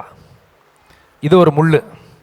அந்த முள் எப்போ போச்சு அப்படின்னா, ஆண்டவருடைய சமூகத்தில் வந்து அந்த அவருடைய இருதயத்தை ஊற்றிட்ட முடிச்ச உடனே அந்த முள் போயிடுச்சு. முள் போகணும். முள்ளோட இருந்ததுன்னா அது வாழ்க்கையை பாதிச்சிடும். ஆண்டவர் உங்கள் வாழ்க்கையில் செய்ய நினைக்கிறது நடக்க விடாதது. அந்த முள் ஊற்றப்படணும், மனக்லேசம் ஊற்றப்படணும், ஊற்றிட்டு போயிடணும். இனிமேல் உங்கள் பிரச்சனை என் பிரச்சனை கிடையாது, அதை விட்டுறணும், ஒரு போயிடணும். இதான் முள். முள் குத்திக்கிட்டே இருந்துச்சு, போயிடுச்சு. அவ கேட்டதுக்கு அதிகமான பிள்ளைகளை ஆண்டவர் அவர் கொடுத்தார். அடுத்த பெரிய முள்ளில் ஒன்று, பிசாசு யூஸ் பண்ணுற ஒரு முள், குற்ற மனசாட்சி. மத்தேயு 27:4 வாசிக்க கேட்போமா? குற்றமில்லாத இரத்தத்தை நான் காட்டி கொடுத்ததினால் பாவம் செய்தேன் என்றான். அதற்கு அவர்கள், எங்களுக்கு என்ன, அது உண்பாடு என்றார்கள். குற்றம் இல்லாத ரத்தத்தை காட்டி கொடுத்தேன் யூதாஸ் அழுகிறாரு. யூதாஸ்க்கு வந்தது குற்ற உணர்ச்சி, பாவ உணர்வுன்னு ஒன்று இருக்கு, குற்ற உணர்ச்சின்னு ஒன்று இருக்கு. பேதுருக்கு வந்தது பாவ உணர்வு. நான் பாவம் பண்ணிட்டேன், ஆண்டவர்கிட்ட போய் மன்னிப்பு கேட்டு அவரோட ஒப்புரவாயிருவோம். அவரும் மனம் கசந்து அழுதார். சேவல் 3 தடவை கூடின உடனே மனம் கசந்து அழுதாருன்னு வசனம் சொல்லுது. அவருக்கு வந்தது பாவ உணர்வு. பாவ உணர்வை கொடுத்து ஆண்டவர் ஒரு மனுஷனை ரட்சிப்பார். குற்ற உணர்ச்சிங்கிறத யாரு கொடுப்பானா? பிசாசு கொடுப்பான். இந்த குற்ற உணர்ச்சி யாருக்கு வந்துச்சு அப்படின்னு கேட்டிங்கன்னா யூதாஸ்க்கு வந்துச்சு. குற்றமில்லாத ரத்தத்தை காட்டி கொடுத்தேனேன்னு போய் தூக்கு போட்டு செத்துட்டான். இவன் மனம் திரும்பல, குற்ற உணர்ச்சியினால பாதிக்கப்பட்டு அதனுடைய விளைவு மரித்து போயிட்டான். இது பிசாசு கையில் இருக்க பவர்ஃபுல் வெப்பன். பிசாசு தான் குற்ற உணர்ச்சியை தூண்டுவான். நீ அப்படி பண்ணிட்டில்ல, உன்னை எப்படி ஆண்டவர் மன்னிப்பாரு, இப்படி பண்ணிட்டில்ல, உன் லைஃப் முடிஞ்சல. பண்ணுனது உண்மை, மாற்று கருத்து இல்லை. ஆனால் நான் பண்ண பாவத்துக்கு யார் அடிக்கப்பட்டா? இயேசு கிறிஸ்து அடிக்கப்பட்டார். ஆமாப்பா தப்பு தான், ஒரு டைம் பண்ணிட்டேன், மனம் திரும்பிட்டேன். குற்ற உணர்ச்சி வேற, பாவ உணர்வு வேற. குற்ற உணர்ச்சி கட்டாயமாக நீங்கள் எழுதி வச்சுக்கோங்க, பிசாசு மட்டும்தான் கொடுப்பான், ஆண்டவர் கொடுக்கவே மாட்டார். என்னைக்காச்சும் ஒரு நாள் ஆண்டவர் சொல்லி காமிச்சிருக்காரா பேதுருவை, நீ என்னை காட்டி கொடுத்துட்டில, ஒரே ஒரு நாள் சொல்லியிருக்காரான்னு பாருங்க. அப்படி சொல்ல அவர் சொன்னார், என்னிடத்துல நீ அன்பு கூறுவினா நீ என்னுடைய ஆடுகளை மேயின்ட்டார். ஆடு என்னோடது, அதை உன் கையில் கொடுக்குறேன்ட்டார். நல்ல மேய்ப்பன் தன்னுடைய ஆடுகளுக்காக உயிரே கொடுப்பாருன்னு சொல்றாரு, வசனத்தை வாசிக்கிறோம். அப்பேற்பட்ட உயிரை கொடுத்து மீட்கப்பட்ட ஆடுகளை யார் கையில் ஒப்பு கொடுக்குறாரு? பேதுரு கையில் ஒப்பு கொடுக்குறாரு. ஒருவேளை நம்ம யோசிக்கலாம், நம்ம ஏதோ தப்பு பண்ணிட்டோம். அப்படி கிடையாது. விழுந்தோம், எழுந்தோம், முடிஞ்சு. பாவத்தில் இருந்துக்கிட்டே இருக்கிறத நான் சொல்லலை, விழுந்தோம் எழுந்தோம். தாவீது விழுந்தாரு, எந்திரிச்சிட்டாரு, மன்னிச்சு ஆண்டவர் தூக்கி வச்சுக்கிறார். சில நேரம் அடிச்சாரா வாங்கிக்கணும், அவ்வளோதான். குற்ற மனசாட்சிக்கு மட்டும் இடமே கொடுத்துடக்கூடாது. இது ஆண்டவர் சொல்கிற விஷயம் கிடையவே கிடையாது. பிசாசு சொல்கிற வஞ்சகத்தில் ஒன்று தான் குற்ற மனசாட்சி. அடுத்தது அவமானம். இது ஒரு முள்ளு. குற்ற மனசாட்சிங்கிறது ஒரு மிகப்பெரிய முள்ளு. நம்ம வாசிச்சோம் இல்லையா, அது என்னை சாத்தானுடைய தூதனாக இருந்தது, என்னை உயர்த்தாதபடிக்கு என்னை குட்டும் சாத்தானுடைய. இந்த குற்ற மனசாட்சிங்கிறது சாத்தானுடைய தூதனுடைய வேலையில் ஒன்று. இது ஆண்டவர் கொடுக்கறது கிடையாது. அடுத்தது அவமானம். மத்தேயு 26:75 வாசிக்க கேட்போமா? இதை நம்ம வாசிச்சோம், ஆல்ரெடி பார்த்துட்டோம். சேவல் கூறுறதுக்கு முன்னமே நீ என்னை 3 தடவை மறுதளிப்பா என்று இயேசு தன்னிடத்தில் சொன்ன வசனத்தை நினைத்து கொண்டு வெளியே போய் மனங்கசந்தழுதா. இவனுக்கு எவ்வளோ பெரிய அவமானம். 2 வசனத்துக்கு முன்னாடி தான் அவர் சொல்லுவார், உம்மோடு மறிக்கணும்னா கூட நான் என்ன செய்வேன்? மறிப்பேன், ஆனால் உங்களை விட்டு நான் போக மாட்டேன். ஆனால் போயிட்டார். சில நேரம் ஆண்டவர் விரோதமாக நம்ம போயிருப்போம், அது மூலமாக அவமானம் வந்திருக்கும். சில காரியத்தை செஞ்சுருப்போம், ஃபெயிலியர் வந்திருக்கும். இந்த அவமானமும் பிசாசு கையில் இருக்குது. அடுத்தது தந்துடும், நீ அவமானப்பட்டில்ல. அவமானப்படாத யார் பைபிளில் இருக்கா சொல்லுங்க பார்ப்போம். அவமானமே வாழ்க்கையில் படாத ஒரே ஒரு ஆள் பைபிள்லேருந்து காமிக்கவே முடியாது. நாம் எல்லாரும் பாவம் செய்து தேவ மகிமை அற்றவர்களாய் ஆனோன்னா அவமானம் வந்துடுச்சு. ஓகே, பரவாயில்ல, ஃபைன். அவமானம் வந்தது உண்மை. அதுலேருந்து வெளியில் வர்றதுக்கு நான் என்ன பண்ண போகிறேன்? அதுதான் கேள்வி. ஒரு விதத்தில் ஏதோ ஒன்று பண்ணியிருப்பீங்க, தோல்வி வந்திருக்கும், அவமானப்பட்டிருப்பீங்க, வந்துச்சு. இப்போ என்ன? தாவீதுக்கு அவமானம் வந்துச்சு, சீமையை தூசிக்கிறான். தாவீது அங்கேயும் அது ஒரு ஆப்பர்ச்சுனிட்டியாக பார்க்குறான் தன்னை தாழ்த்துறதுக்கு. சீமையை தூசிக்கிறதுக்கு என்னை ஆண்டவர் அலோவ் பண்ணியிருக்காரு, நல்ல விஷயம், விடு. அது எனக்கு ஒரு ஆப்பர்ச்சுனிட்டி, என்னை தாழ்த்துறதுக்கு அவமானங்கிறது ஒரு வாய்ப்பு. என்னை தாழ்மைப்படுற மாதிரி ஆண்டவர் என்னை ஒரு இடத்துல விடுறாரா, சந்தோஷம். அது என்னை நானே தாழ்த்துக்கிறதுக்கு ஒரு வாய்ப்பு. இந்த கண்ணோட்டத்தில் நம்ம பார்த்தோம்னா அவமானம் நம்மளை பெருசாக பாதிக்காது. அவமானத்துக்குள்ளே போகாத ஆள் யாரும் இல்லை பைபிளில். அவமானமே எனக்கு வரக்கூடாதுன்னு நீங்கள் நினச்சிங்கன்னா பரலோகத்தில் தான் இருக்கணும். அங்கே இருக்கணும்னா நீங்கள் என்ன பண்ணணும்? இங்கே சாகணும். அதுக்கு ஓகேவா? அப்போ அவமானப்படாத ஒருத்தரை நீங்கள் பார்க்க முடியாது. அவமானம் வந்துச்சு, ஆமாம் ரைட்டு, அவமானத்திலே நொடிச்சு போய் அங்கேயே உட்கார்றோமா? இல்லாட்டி தாவீது மாதிரி எழுந்து வரமா?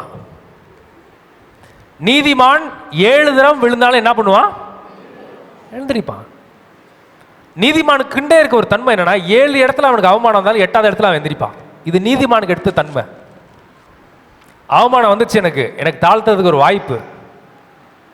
பரவாயில்ல, அவமானத்துலேருந்து நான் அவனை பழகிட்டேன், ரைட், அடுத்த ஸ்டெப் எடுத்து வைப்போம். இதுதான் ஆண்டவர் கொடுக்குற ஒரு பலன், இருதயத்தில் கொடுக்குற பலன். இது ஒரு முள்ளு. ரொம்ப பிசாசு கையில் இருக்க ஒரு பவர்ஃபுல்லான வெப்பன் என்ன? அவன் கையில் இருக்க மிகப்பெரிய ஆயுதத்தில் ஒன்று அப்படின்னு கேட்டிங்கன்னா பாஸ்ட்னா கடந்த காலம். ஒருத்தர் சொல்லி கேள்விப்பட்டேன், எல்லா செயின்ட்டுக்கும் இன்னைக்கு பெரிய பெரிய உலகத்தில் இருக்க பெரிய பெரிய பரிசுத்தவான்ற நிலைமையில் இருக்கிறவங்களுக்கும் ஒரு சின்ஃபுல் பாஸ்ட் இருக்குன்னு சொன்னாங்க.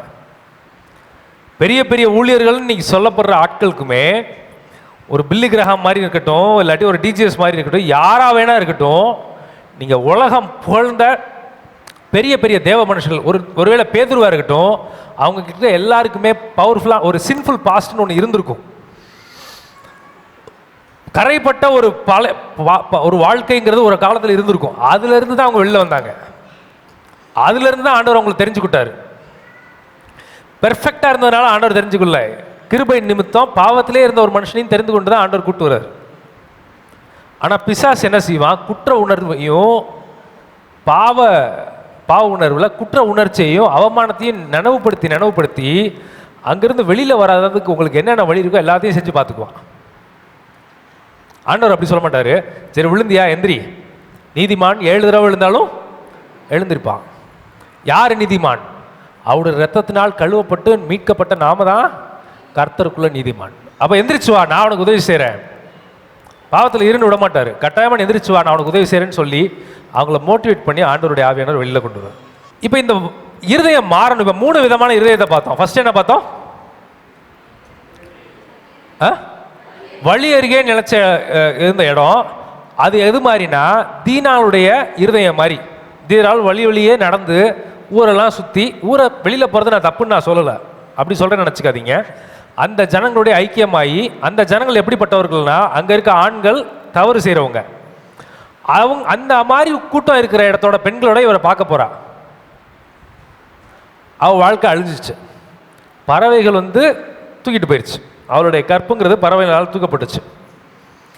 அதே போல தான் நம்ம ஆண்டவருக்குள்ளதாக நம்ம வழி அருகே இருதயம் ஒட்டப்பட்டிருக்க மாதிரி இருக்குன்னா பிசாசும் தூக்கிட்டு போகிறதுக்கு நிறைய வாய்ப்பு இருக்குது. அதுக்கு நம்ம என்ன பண்ணணும்னா சிலுவையில் நம்மளை அறைய வேண்டும். நம்முடைய இருதயத்தை சிலுவையில் அறைய வேண்டும். இது ஃபர்ஸ்ட் நிலம். 2வது நிலம் என்னது பார்த்தோம்? கல்லான இடம்.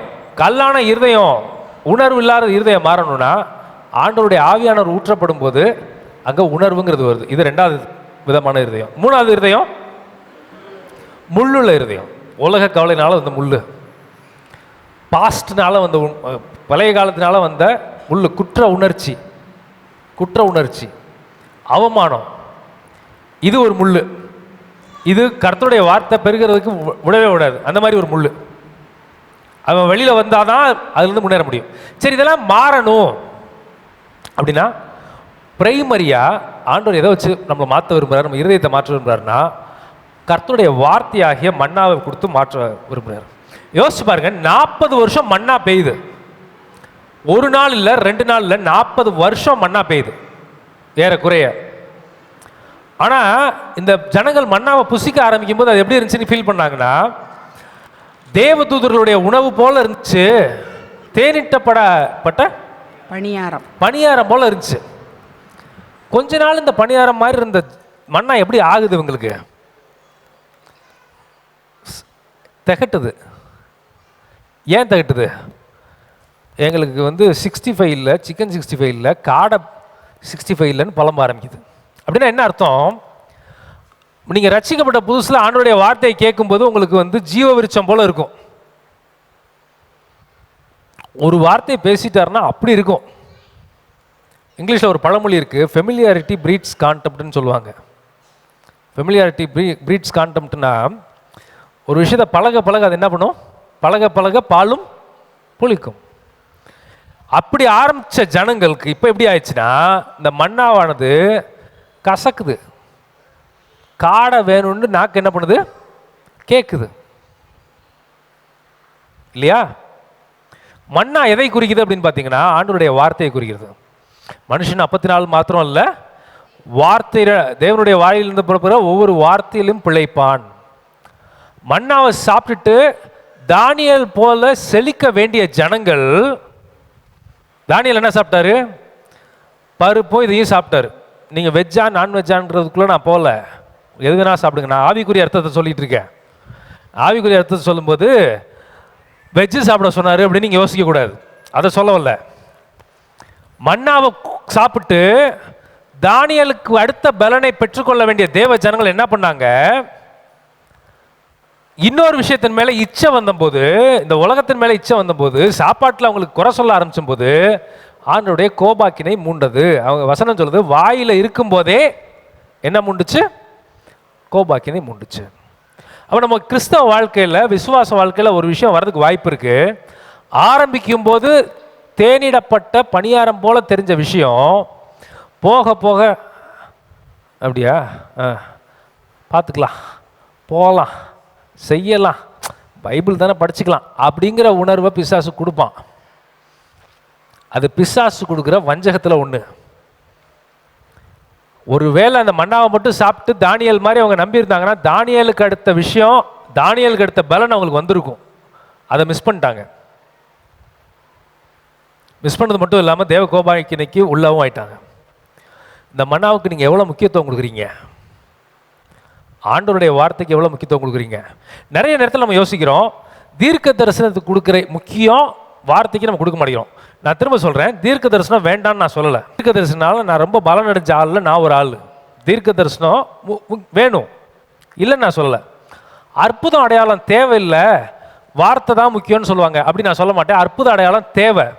கர்த்தர் தன்னுடைய வார்த்தையை அனுப்பி சுகமாக்குறாருன்னு போட்டிருக்கு வசனத்தில். அற்புதம் நடக்கிற வல்லமையும் இருக்கு. இது எல்லாவற்றுக்கும் மேலானது, எல்லாவற்றுக்கும் அஸ்திபாரமானது என்ன அப்படின்னு கேட்டிங்கன்னா ஆண்டவருடைய வார்த்தை. அதான் ஆண்டவர் கொடுக்குற மன்னா. அது அதிகாலையில் டெய்லி நம்மளுக்கு கிடச்சி, அதிகாலையிலையோ எப்பயோ. இன்றைக்கி இருக்கிற காலத்தில் நீங்கள் 4 மணிக்கு எந்திரிச்சு ஜோம் பண்ணுங்கன்னு நான் என்ன பண்ண மாட்டேன், நான் சொல்ல முடியாது, எனக்கு தெரில. எந்திரிக்க முடிஞ்சால் பண்ணுங்க. அதே நேரத்தில் நல்லா ரெஸ்ட் எடுக்கிற நேரத்தில் ரெஸ்ட்டும் எடுங்க. ஆனால் கரெக்டாக ஆண்டோடைய வார்த்தைக்கு முக்கியத்துவம் கொடுக்குறோமா, அந்த இருதயம் நம்மளுக்கு மாறி இருக்கா அப்படிங்கிறத இவாலுவேட் பண்ணி பார்க்குறது, அதை தற்பரிசோதனை பண்ணி பார்க்க வேண்டியது அத்தியாவசியமான ஒன்று. எப்போனாலும் பண்ணுங்க. ஆண்டவர் அந்த வசனத்தை கொடுத்து யோசிங்க. பேர்பட்ட முக்கியத்துவம் வாய்ந்தது தான் ஆண்டோடைய வார்த்தைங்கிறது.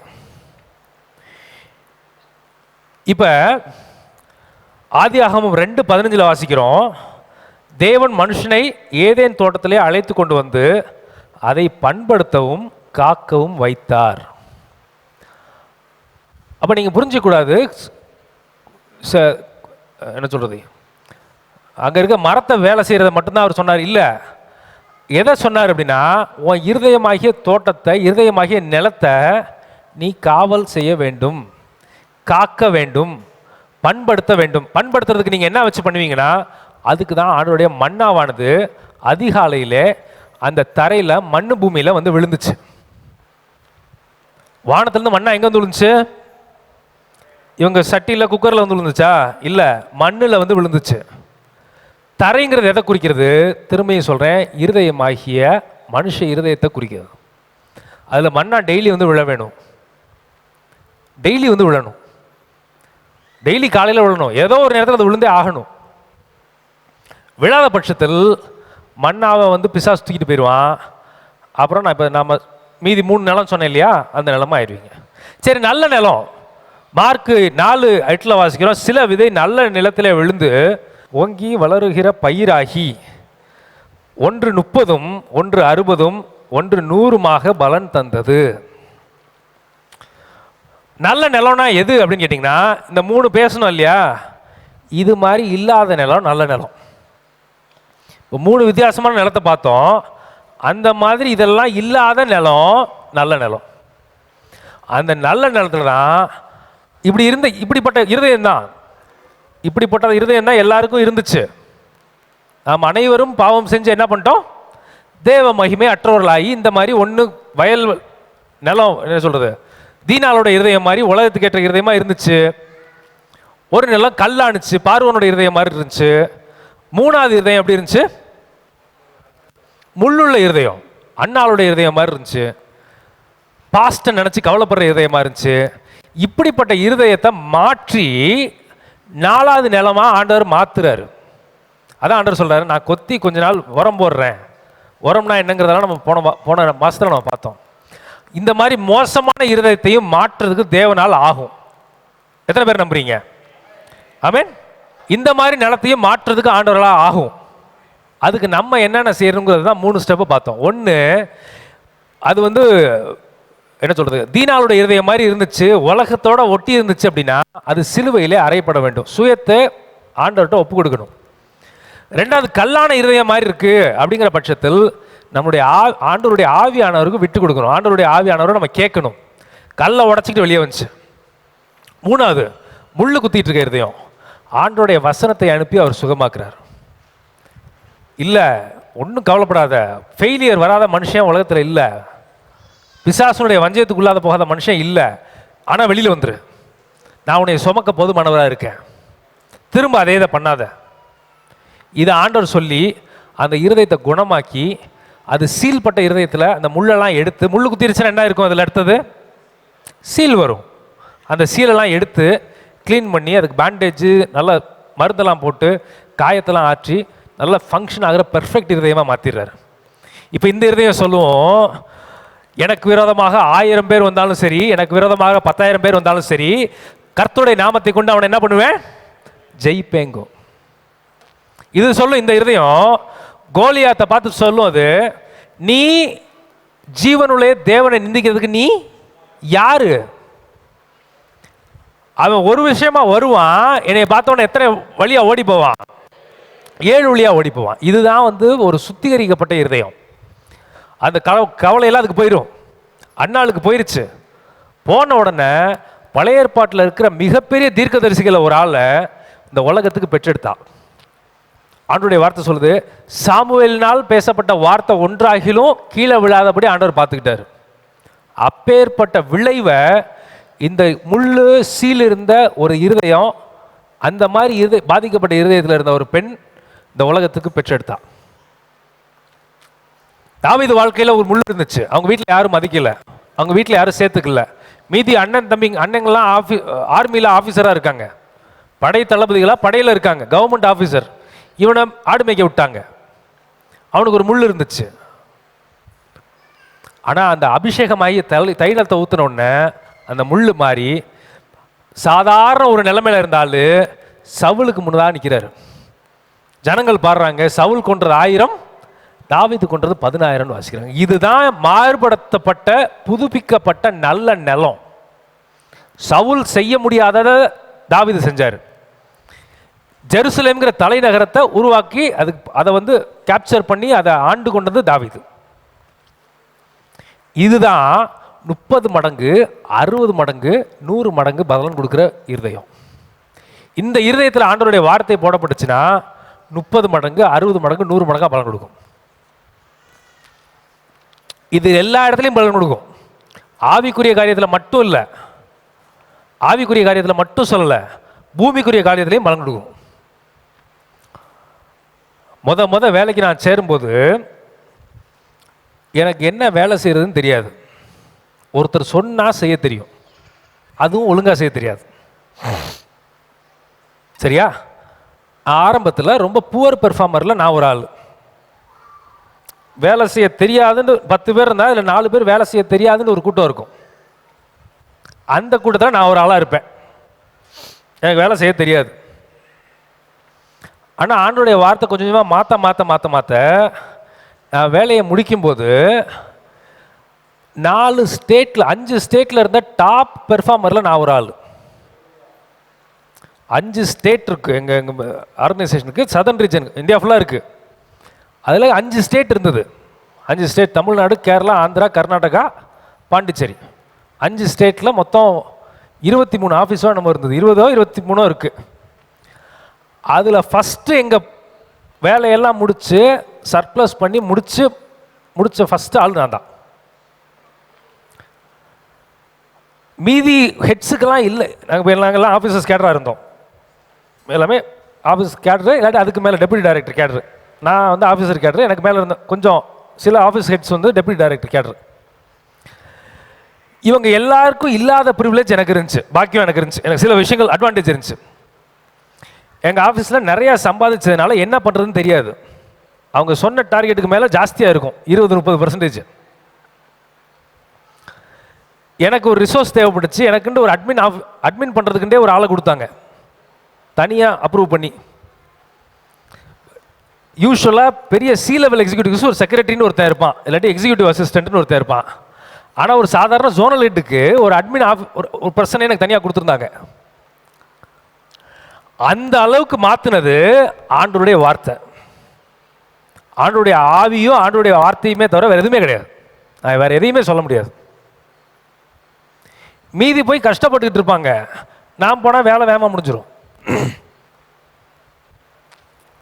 வேலை செஞ்சோம், சும்மா உட்காந்துட்டுல வேலை செய்கிறத செஞ்சோம். ஒரு காலத்தில் வேலை செஞ்சாலும் எனக்கு செய்ய தெரியாது. எஃபர்ட் போட்டாலும் ரிட்டர்ன் வராது. 30 மடங்கு நாங்கள் 30 மடங்குனா ஆண்டவர் சொல்கிறது 30,000%. நாங்கள் எங்கள் ஆஃபீஸில் 2 வருஷமாகவுமே 130% தான் பண்ணோம். 130, 135% பண்ணோம். இது எல்லாம் எங்கே வந்துச்சு அப்படின்னா ஆண்டோடைய வார்த்தையினால் மோல்டு பண்ணப்பட்டது. ஆண்டோடைய வார்த்தையை நம்பும்போது கல் மாறுனுச்சு, கல் உடஞ்சிச்சு, உணர்வு வந்துச்சு, எங்கே அடித்து பேசணும் எங்கே அமைதியாக பேசணும்னு புரிஞ்சிச்சு இல்லையா? ஸ்ட்ராங்காக பேச வேண்டிய இடத்துல ஸ்ட்ராங்காக பேசணும், அமைதியாக பேச வேண்டிய இடத்துல இதெல்லாம் ஆண்டவர் சொல்லி கொடுத்தாரு. இதெல்லாம் சொல்லி கொடுத்தாரு. இதெல்லாம் மாறும்போது ஆவிக்குரிய காரியங்கள்லையும் சரி, பூமிக்குரிய காரியங்கள்லையும் சரி, அந்த வேலை பார்க்கும்போது தான் எனக்கு ஒரு ஆப்பர்ச்சுனிட்டி, எனக்கு வேலையில் அறிமுகமாகி ஒருத்தர் தான் நாங்கள் அந்த யூடியூப்பில் பண்ண ப்ரோக்ராமுக்கு எனக்கு கனெக்ஷன் கிடச்சிச்சு. இதெல்லாம் ஆண்டவர் பண்ணது. இது எல்லாம் எங்கே ஆரம்பிச்சிச்சு அப்படின்னு கேட்டிங்கன்னா ஆண்டோடைய வார்த்தைக்கு அல்லல் தட்டாமல் நம்ம இருதயத்தில் ஒப்பு கொடுக்கும்போது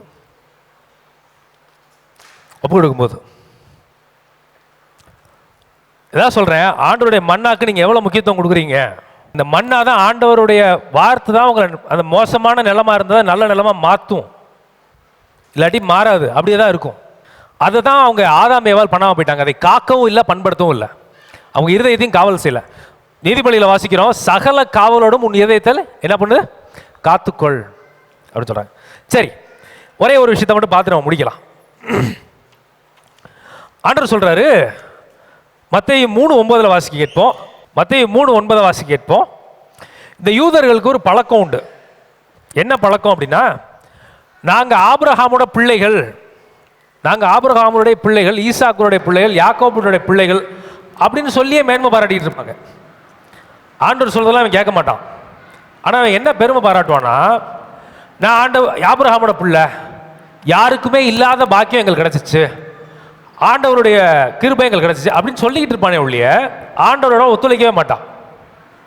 அந்த மாதிரி ஆட்கள் இவங்க.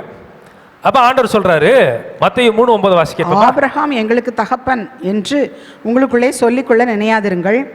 தேவன் இந்த கல்லுகளினாலே ஆபிரகாமுக்கு பிள்ளைகளை உண்டு பண்ண வல்லவராய் இருக்கிறார் என்று உங்களுக்கு சொல்கிறேன்.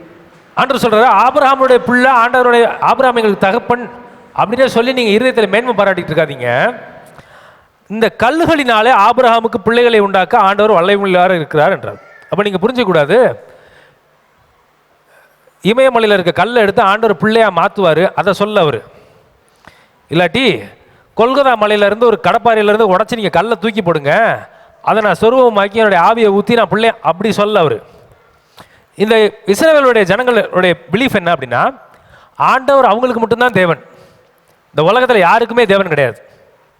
இதான் அவங்களுக்கு இருந்த பெருமை.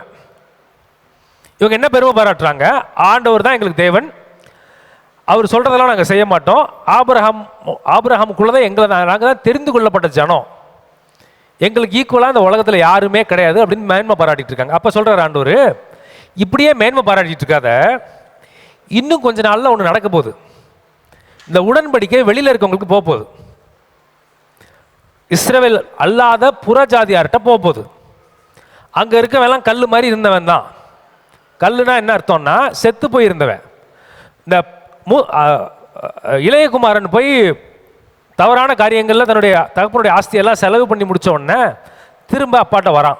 அப்போ அப்பா சொல்கிறாரு, என் மகன் மரித்திருந்தான், இப்பொழுது என்னவாயிருக்கான், உயிர் தெழுந்தான். அவன் கெட்டவனா போயிட்டு நல்லவனா மாறல, செத்து போயிருந்தான் கல் மாதிரி, இப்போ உயிர் பெற்று வந்திருக்கான் என்கிட்ட மனம் திரும்பி, அவனை நான் பிள்ளைய ஏற்றுக்கிறேங்கிறார். அப்போ இங்கே சொல்கிறாங்க, கல் மாதிரி உணர்வில்லாத உயிர் இல்லாத ஜனமாக ஒரு பெரிய கூட்டம் இந்த உலகத்தில் இருக்குது. நீ உன்னுடைய வாய்ப்பை யூஸ் பண்ணிக்க பட்சத்தில் அந்த ஜனங்கள் மூலமாக ஆண்டவர் பிள்ளைகளை ஆபிரகாம் கொண்டு வந்துருவார். நீ இப்படியே பெருமை பாராட்டிக்கிட்டே இருக்காத, நான் ஆபிரகாமுடைய பிள்ளை, நான் ஈசாக்கோட பிள்ளை, ஆண்டவருக்கு நாங்கள் தான் முக்கியம், எங்களுக்கு ஈக்குவலாக யாருமே கிடையாதுன்னு மட்டும் நீ மேன்மை பாராட்டிகிட்டு இருக்காத. உனக்கு கொடுத்த சந்தர்ப்பத்தையும் உனக்கு கொடுத்த வாய்ப்பையும் நீ பயன்படுத்தாத பட்சத்தில் வெளியில் கல்லா கிடக்கிற பிள்ளைகளுக்கு உயிர் கொடுக்கப்பட்டு ஆபிரகாமுடைய பிள்ளைகளாக மாறிடுவாங்க. லாசருக்குள் உள்ள வந்துருவாங்க. புறக்கணிக்கப்பட்டு வெளியில் இருக்கிற ஜனங்கள் ஆபிரகாமுடைய மடியில் சேர்ந்துருவாங்க, ஆண்டவருடைய பிள்ளைகளாக மாறிடுவாங்க. இப்படி ரட்சிக்கப்பட்டவங்க தான் நம்ம எல்லாருமே. ஒரு காலத்தில் கல்லை நம்பி கல்லை ஒர்ஷிப் பண்ணி கல்லாக இருந்த நம்ம, உயிரற்று இருந்த ஜனங்களாகிய நம்ம ஆண்டவர் பண்படுத்தி பராமரித்து பாதுகாத்து நம்மளையும் என்ன மாதிரி இருக்காரு, பிள்ளையா மாற்றிருக்காரு. நம்ம எல்லாரும் என்னவாயிட்டோம், ஆபிரகாமுடைய சந்ததி ஆயிட்டோம். ஆபிரகாம் கொடுக்கப்பட்ட வாக்குத்தத்தங்கள் அத்தனையும் கிறிஸ்துவுக்குள்ளதாக ஆம் என்றும் ஆமேன் என்றும் நம்மளுக்கு கையளிக்கப்பட்டிருக்கு. இப்போ நம்மளுக்கு ஒரு காஷன் கொடுக்குறாரு. இப்போ நீ நினச்சிக்காத ஒன்றை விட்டா வேற ஆளே கிடையாது. நீ மனம் திரும்பாத பட்சத்தில் நீ திரும்ப கல்லாயிருவ. இப்போ கல்லா இருக்கிற ஒரு பெரிய கூட்டம் அந்த உலகத்தில் இருக்கு, அதெல்லாம் ஆபிரகாமோட பிள்ளையா மாறிடும்னு ஒரு சந்தர்ப்பம், ஒரு எச்சரிக்கையும் கொடுக்குறாரு. இப்போ இந்த எச்சரிக்கையை கேட்டு இருதயத்தையும் பண்படுத்தவும் பராமரிக்கவும் நம்ம ஒப்பு கொடுக்க போகிறோமா, இல்லாட்டி இருதயம் அப்படியே இருந்துட்டு திரும்ப ஒன்றும் இல்லாமல் போகிறோமா? பண்படுத்துறது எப்படிங்கிறத 3 பாயிண்ட்டை பார்த்தோம். சிலுவையிலே நம்ம இருதயத்தினுடைய சுயத்தை அறைய வேண்டும் ஃபஸ்ட்டு. 2வது பரிசுத்த ஆவியானவரை அழைக்க வேண்டும். பரிசுத்த ஆவியானவரை அழைக்கும் போது தான் கற்பாறையாகிய மலை உடச்சிக்கிட்டு அதுலேருந்து தண்ணி வந்துச்சு. அதற்கு உங்களுக்கு கொடுக்கப்பட்ட அதிகாரம் என்ன அப்படின்னு பார்த்தீங்கன்னா, உங்களுக்கு கையில் கொடுக்கப்பட்ட அந்த கோல் ஆண்டவருடைய பிள்ளைங்கிற உரிமை. அந்த உரிமையை பயன்படுத்தி நீங்கள் காசு கேட்குறீங்களா, அவரை கேட்குறீங்களா, அவருடைய ஆவியை கேட்குறீங்களாங்கிறது தான் கேள்வி. அவருடைய ஆவியை கேட்குறீங்களா, இல்லாட்டி உலகத்துக்கு மட்டும் முக்கியத்துவம் கொடுத்துட்டு இந்த வேலையை மட்டும் பார்க்க போகிறோமா, அது நீங்கள் தான் டிசைட் பண்ணணும். ஒரு நாள் ஆவியை கேட்டேன், ஆவியானவர் வந்தார், ஆண்டவருடைய வார்த்தையை கேட்டோம், உள்ள விட்ட வந்தார். அது எல்லா இடத்துலையும் 30-60 மடங்கு தான் பலன் கொடுத்துச்சு. இல்லை வெறுமனே எனக்கு காசு மட்டும் போதும், ஆண்டவருடைய ஆவியெல்லாம் எனக்கு தேவையில்லை அப்படின்னு நினச்சோன்னா நீங்கள் கல்லாக தான் இருப்பீங்க. ஒருவேளை பணம் வரும், கல் மேலே ஊற்றப்பட்ட தண்ணி மாதிரி ஓடி அது போயிடும். அது ஆசீர்வாதமாக இருக்காது, சாபத்துக்கு ஏதுவாக மாற்றிடும். 3வது ஆண்டவருடைய வார்த்தை இந்த முள்ளுள்ள இருதயத்தை மாற்றுது. எப்படி அன்னாள் தன்னுடைய இருதயத்தில் இந்த கிளேசத்தை ஊற்றி அதன் மூலமாக சாமுவேலுங்கிற ஒரு மிகப்பெரிய தீர்க்கதரிசியை பெற்றெடுத்தாலோ, அவர் வாழ்க்கையிலேருந்து முளைத்து வந்த ஒரு பெரிய தீர்க்கதரிசி அவருடைய வாயிலிருந்து ஒரு வார்த்தை கூட கீழே விழாத அளவுக்கு ஆண்டவர் பார்த்துக்கிட்டாரோ, அந்த மாதிரி ஒரு விளைவை கொண்டு வர முடியும். யூதாஸ்க்கு வந்த முள்ளு குற்ற மனசாட்சி தூக்கி போட்டுருங்க. அது பிசாசோட வஞ்சகத்தில் ஒன்று. ஆண்டவர் உங்ககிட்ட திரும்ப நீங்கள் மன்னிக்கப்பட்ட பாவத்தை நீ இப்படி தானே பண்ணு நீங்கள் பைபிளில் ஒரே ஒரு இடத்துல காமிங்க. பேதுருட்ட வந்து பேசுகிறாரு, ஆமாம் ஏமாத்திட்டேன், ஏன் ஆடுகளை மேய். ஏன் ஆடுகள்ங்கிறது அவருக்கு எவ்வளோ முக்கியத்துவம் வாய்ந்ததுன்னா, என் ரத்தத்தினால மீட்கப்பட்ட ஆடுகள், என் ரத்தத்துக்கு விலையா அதற்கு ஈக்குவலான விலையாக இருக்கிற ஆடுகளை மேய்க்கிற அதிகாரத்தை யார்கிட்ட கொடுத்தாருன்னா பேதுருட்ட கொடுத்தாரு. குற்ற மனசாட்சி போயிடுச்சு. அவமானம், தாவீதுக்கு இந்த அவமானம், சீமையை தூசிக்கிறான், பரவாயில்ல, அது ஒரு வாய்ப்பை என்னை தாழ்த்துறதுக்கு. அப்படி யோசிச்சு அவமானத்தை தாண்டி முன்னேறி 30 மடங்கு 60 மடங்கு 100 மடங்கு பலன் கொடுக்குற மரமாய் அந்த விருட்சம் முளைத்தெழும்ப வேண்டுமேனால் கடவுளுடைய வார்த்தைக்கு நம்ம முக்கியத்துவம் கொடுத்து தான் ஆகணும். கடவுளுடைய வார்த்தை வரும்போது, அந்த போஷாக்கு வரும்போது நம்மளுடைய வாழ்க்கையில் அற்புதங்கிறது நடந்தே ஆகும், நடக்காமல் இருக்காது, கட்டாயமாக நடக்கும். இதை நம்ம யோசித்து பார்த்து அந்த ஆவியானவரையும் அவருடைய வார்த்தைக்கும் நம்ம முக்கிய கொடுத்த நடந்து நடக்கும்போது நம்மளுடைய இருதயமானது நல்ல நிலமாக மாறிடும். அந்த நல்ல நிலத்தில் 30 மடங்கு 60 மடங்கு 100 மடங்கு பலன் வரும். எல்லாரும் எழுந்து நிற்போம். பிதாவே, உம்மை நன்றியோடு துதிக்கிறோம். இந்த நாளில் ஆண்டவரே ஆராதனையிலே எங்களோடு கூட தங்கியிருந்து எங்களோடு பேசினீர், எங்களை பலப்படுத்தினீர், உமக்கு நன்றி சொல்லுகிறோம். வந்திருக்கிற ஒவ்வொருவரையும் என் தேவனாய் கர்த்தர் உம்முடைய வார்த்தையினால் ஆசீர்வதித்து அனுப்புவதற்காய் உமக்கு ஸ்தோத்திரம். நல்ல நிலங்களாய் நாங்கள் மாற நீர் எங்களுக்கு கிருபை செய்யும். ஆண்டவரே, நித்திய ஜீவ ஊற்றாகிய நீர் எங்களுக்குள் பிரவேசித்து எங்களுக்குள் காணப்படக்கூடிய ஆண்டவரே அந்த கல்லாகிய தடைகளை எடுத்து எரிந்து போடும்படியாக ஜெபிக்கிறோம். ஆண்டவரே, வீணான உலக கவலைகளை எங்களை விட்டு அகற்றும். உம்முடைய வார்த்தை ஆண்டவரே எங்களுக்கு முளைத்து பலன் கொடுக்க உதவி செய்யும். ஒவ்வொருவரையும் ஆசீர்வதியும். ஆண்டவரே, உம்முடைய கிருபை எங்களோடு தங்கியிருக்கட்டும். இயேசுவின் நாமத்தில் ஜெபிக்கிறேன் பிதாவே, ஆமென். நம்முடைய கர்த்தராகிய இயேசு கிறிஸ்துவினுடைய கிருபையும் பிதாவாகிய தேவனுடைய அன்பும் பரிசுத்தாவினுடைய அன்யோன்ய ஐக்கியமும் இன்றும் என்றும் சதா காலங்களிலும் நம்மனரோடு கூட இருப்பதாக. ஆமென். தேவ ஆசீர்வாதத்தோடு அடியாரை அனுப்போம். வார்த்தை என்னும் அப்பத்தாரே போஷித்து வளர்ப்பியும். இப்போதும் மை தேடி வந்து மனதார போற்றினோம். மோட்சலோகத்தில் கழித்து உம்மை வாழ்த்தி தொழுவோம். ஆமென். என் ஆத்துமாவே கர்த்தரை ஸ்தோத்திரி, என் முழு உள்ளமே அவருடைய பரிசுத்த நாமத்தை ஸ்தோத்திரி. என் ஆத்துமாவே கர்த்தரை ஸ்தோத்திரி, கர்த்தர் செய்த சகல உபகாரங்களை மறவாதே. ஆமென், ஆமென். ஹல்லேலூயா, ஹல்லேலூயா, ஹல்லேலூயா. God bless you. Amen.